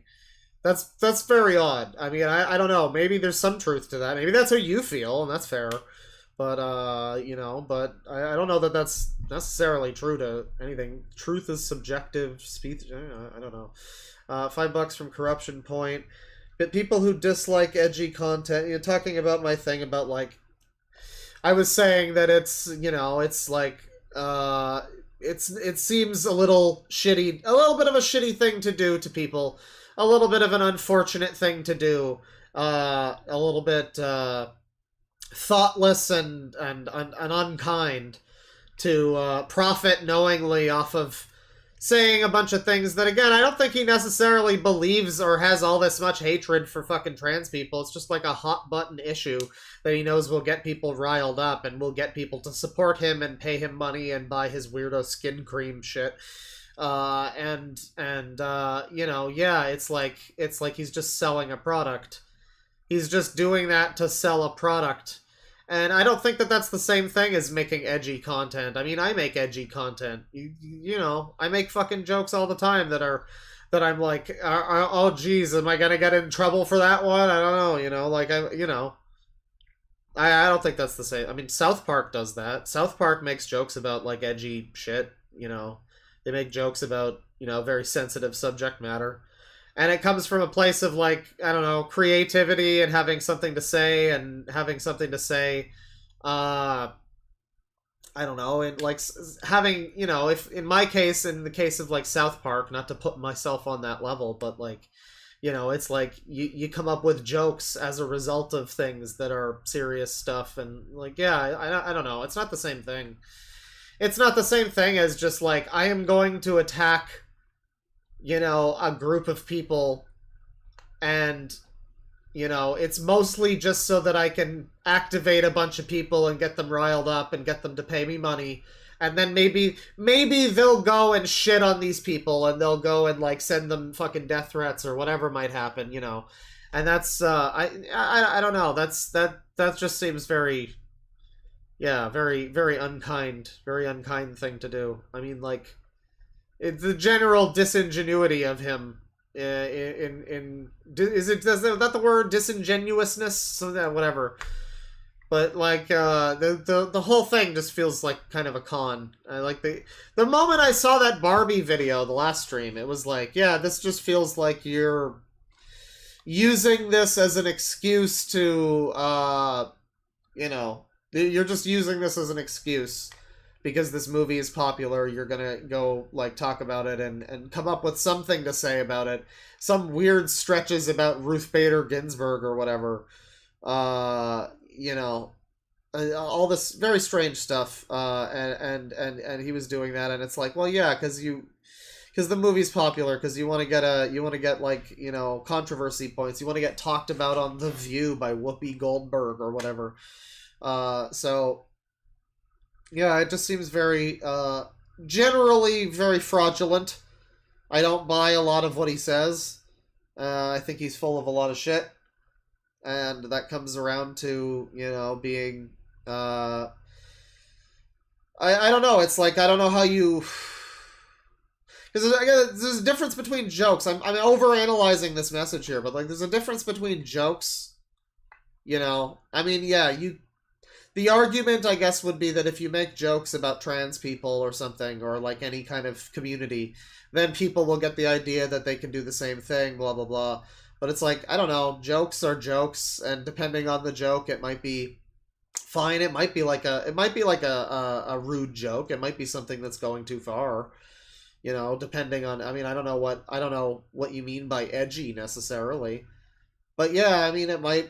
depending on how you direct it, and, like, are you riling up a bunch of 12-year-olds to not know that it's a joke, and, like, that kind of thing. Maybe you should say something about that. Maybe you should point out that it's not serious. In his case, it's, again, knowingly just, like, I think saying a bunch of, like, hyperbolic shit and fear-mongering just so people, will support him, and, I don't know, and he probably knows that it's generally causing trouble for people, and darkening the view of a certain community in general, like, people have this view.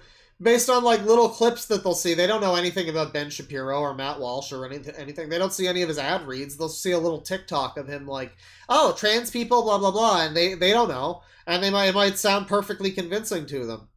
And they don't realize that it's probably mostly just a bunch of fucking bullshit. And, you know, and that the whole thing is just kind of like him spinning a narrative frequently based on like one random person fucking in an article somewhere, you know.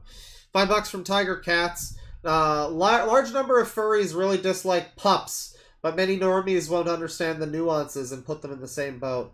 Ben, let us hear it. Yeah, talking about, I mean, you know, the guy in the dog suit, it's like, you know, there's people that have like realistic furry outfits. Realistic fucking bear costumes and like horse outfits or whatever. I want like a realistic fursuit that's like the real version, like the real fancy, authentic horse fur version of that like Halloween costume where it's the two guys, the one is the bottom half and you know you're the top half. Like, I want that. I want that. That's my fursuit. $5 from Kate. He talks as if he may be hitting the stims, perhaps even powder. No accusation, no allegation. Yeah, I mean, he's very quick to speak. Very quick-spoken man. $5 from Chris Kennel. Going to work now. I love how you can call both sides of the spectrum crazy, because they are. Well, you know, they are. I mean, I don't know why that's a problem for people. People get upset with you for being a centrist if you're willing to be like, hey, but everybody's got, you know, there's a lot of, I mean, I don't know who the fucking liberal version of Ben Shapiro is. I guess I'd have to do a Young Turks stream or something. That would just piss me off. I don't know. I think that would piss me off more than Ben Shapiro's such a dolt. It's like funny to laugh at him, but like if I had to listen to fucking Cenk Uygur or whatever, God, I think I'm fucking good. I think, oh God, I don't think I want that. $5 from Kate. I feel so sorry for Canadians who have to live above a neighbor, the U.S., who starts fights all the time. Stay safe, Claw. Wait, what fight happened? What happened? What? Are we fighting? Are we battling? Is there a war with America? Are they annexing us now? That's cool. $5 from Kate. You would not believe how deep the traditionalist gender ideology goes here, especially in the South. The Theo Bro and trad wife culture goes hard down here. Yeah, I mean, I don't know. I mean, I don't know why that's... I guess if you're entrenched in that, it feels very anti-individualist. Like, you can't really be yourself or your own person if you are forced to be, as a man, a protector and provider for a family. Like, that really inhibits your ability to maybe just be yourself and be yourself by yourself, get yourself a little green pasture. You know, what if you just want to live alone? What if you just want to focus on your passion or exploring the world or something? Why, you know, and you need to be ashamed of that because you're like a fucking man and you're not being man enough or something? Like, what? This is fucking stupid. You can't be like a proper full individual if you're being rigidly locked into this. And that doesn't mean that we have to completely dismantle the fucking gender structures and everybody needs to be a fucking genderless alien on TikTok. Like, yeah, I'm gonna still wear men's clothing and fucking, you know, present myself as a man, but that doesn't mean that I have to worry so much about what society expects from me as a man. And women shouldn't worry about that either, obviously, and that's just, I don't know. It just seems like a lot of unnecessary hassle in a world that's already complicated enough. $2 from Captain Joller. Data from Star Trek is more human. He sure is. He's funnier. Boom. He's got a lot of good jokes. Milk steak with $30. If Benis didn't sound so incredibly pompous, I would hate him so much, but he does. Or I wouldn't hate him so much, but he does, and I do. Yeah, that's fair. That's fair. He does sound very pompous. It's kind of like Movie Bob. You know what? Yeah, we should do Movie Bob. We should do a Movie Bob stream. Yeah, maybe I'll do a Movie Bob stream next. We'll finally do some more Movie Bob. Because he's like boring, but I kind of want to listen to the alternate universe. Because he's someone who actually believes the shit that he says. Movie Bob is. Like, he's someone who's not at all... Well, I mean, I think maybe he plays it up a bit for, you know... to sound pretentious and maybe try to get a woman to realize how cool and smart he is and woke, and maybe she'll suck his penis. But you know, for the most part, I think he genuinely believes a lot of the stuff he says. Whereas Ben is like, I feel kind of, you know, making shit up a lot of the time, chatting shit. So yeah, you know, Movie Bob politics stream. It'll put everybody to sleep because Movie Bob fucking sucks. But that one person who really wanted Movie Bob Part 2, you know, maybe you'll get it if we... I mean, we've looked at him on stream before, obviously, but, you know, like, before in the last couple years, since Movie Bob Part 1. This won't be necessarily Part 2. You know what? No, fuck it. I'm calling it Movie Bob Part 2. That's the stream. We're gonna call it Movie Bob Part 2. Fuck you. Eat shit. $5 from Rockslide. Well, a lot of people are surface level and they don't take the time for nuance. Well, that's the fucking problem. That's the fucking problem. You know, because the world is a nuanced place. Everybody has their own perspectives on things. Everybody's free to be a fucking bird or bee or whatever. And it's like, people are, you know, people are simple-minded, I would say. People need to think more, and that's me too. Everybody's a little too simple-minded. Everybody's a little too focused on themselves and not focused on, you know, what the things they say do to the people around them. And I've been guilty of that, and other people I'm sure have been guilty of, like, not realizing until later, like, oh man, I said something that I shouldn't have said. Like, yeah, that's just in general, like, you know, yeah, people need to think more about, you know, the people around them, their perspective, realize that, you know, play an RPG, play Knights of the Old Republic, or like one of the first 2 Fallout games, you know, or even New Vegas, and think on those moral quandaries, and then you'll be a centrist too. There you go. $2 from To Create Content. To create context. That's what we do, Jack. We seek to create context. Tubers like this suffer the will of their audience. Yeah, that's a good way to put it. Especially the tuber part. $2 from Tivy2VS. Flash game stream? Oh, maybe sometime. I've thought about that. I have, what's it called? Flashpoint or whatever? The like, Flash game launcher, like, archive thing that just has a bunch of them. I could do that. I could do like some Flash game nostalgia. I've got a thing coming. I did a podcast. I don't think he's here right now. I mean, maybe he is in chat. But I think he's yeah, I don't think he's here right now. Black Brains, Slug Boys from chat. I did an interview thing with him for his like podcast, and it was a lot of fun. That's going to be up sometime soon. But while we were doing it, you know, we're both Canadian. And we're both around the same age, and so we were just like reminiscing a bunch about Canadian nostalgia. So a stream that's going to happen fairly soon is going to be me and this gentleman, Black Brains, talking about like fucking What's with Andy and Reboot and YTV, like nostalgia and fucking just all sorts of shit, man. That horrible Christmas special that they played on Teletoon every fucking Christmas for all of that month. That whole month was just that terrible fucking Christmas special. All of December was fucking null and void on Teletoon. You couldn't watch it. You just couldn't watch it. So that's going to be a whole stream. We're going to be like comparing lists of stuff. We might not recognize each other's lists at certain points. We'll look at videos. We'll look at like clips from the shows and stuff. That'll be kind of fun. I'm looking forward to that. $2 from Def Danny. Money! Thank you. $2 from Tivy2VS. Also, do you know Russell Greer? A great stream idea. I do. I think I've looked at him before on a stream or two. You know, he could maybe be somebody to remind me of during like an Our Old Friends or something like that, maybe. I should do like an Our Old Friends suggestion stream, because I always do the, whenever I've done the full-on Our Old Friends oof number 7 or whatever, it'll be like a selection of people that I want to look at again. But I should do one that's just like, Our Old Friends, hey, you guys tell me who we've looked at before that we should look at again. And we do that for a stream. I might do that as well. But thank you everybody for watching. This has been a fun one. Appreciate you coming out. And we'll see you, I don't know, tomorrow, the next day, sometime soon, probably.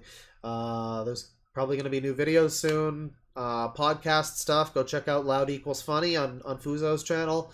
Yeah. Take it easy, folks. Benis. There you go. The last clicks of the stream.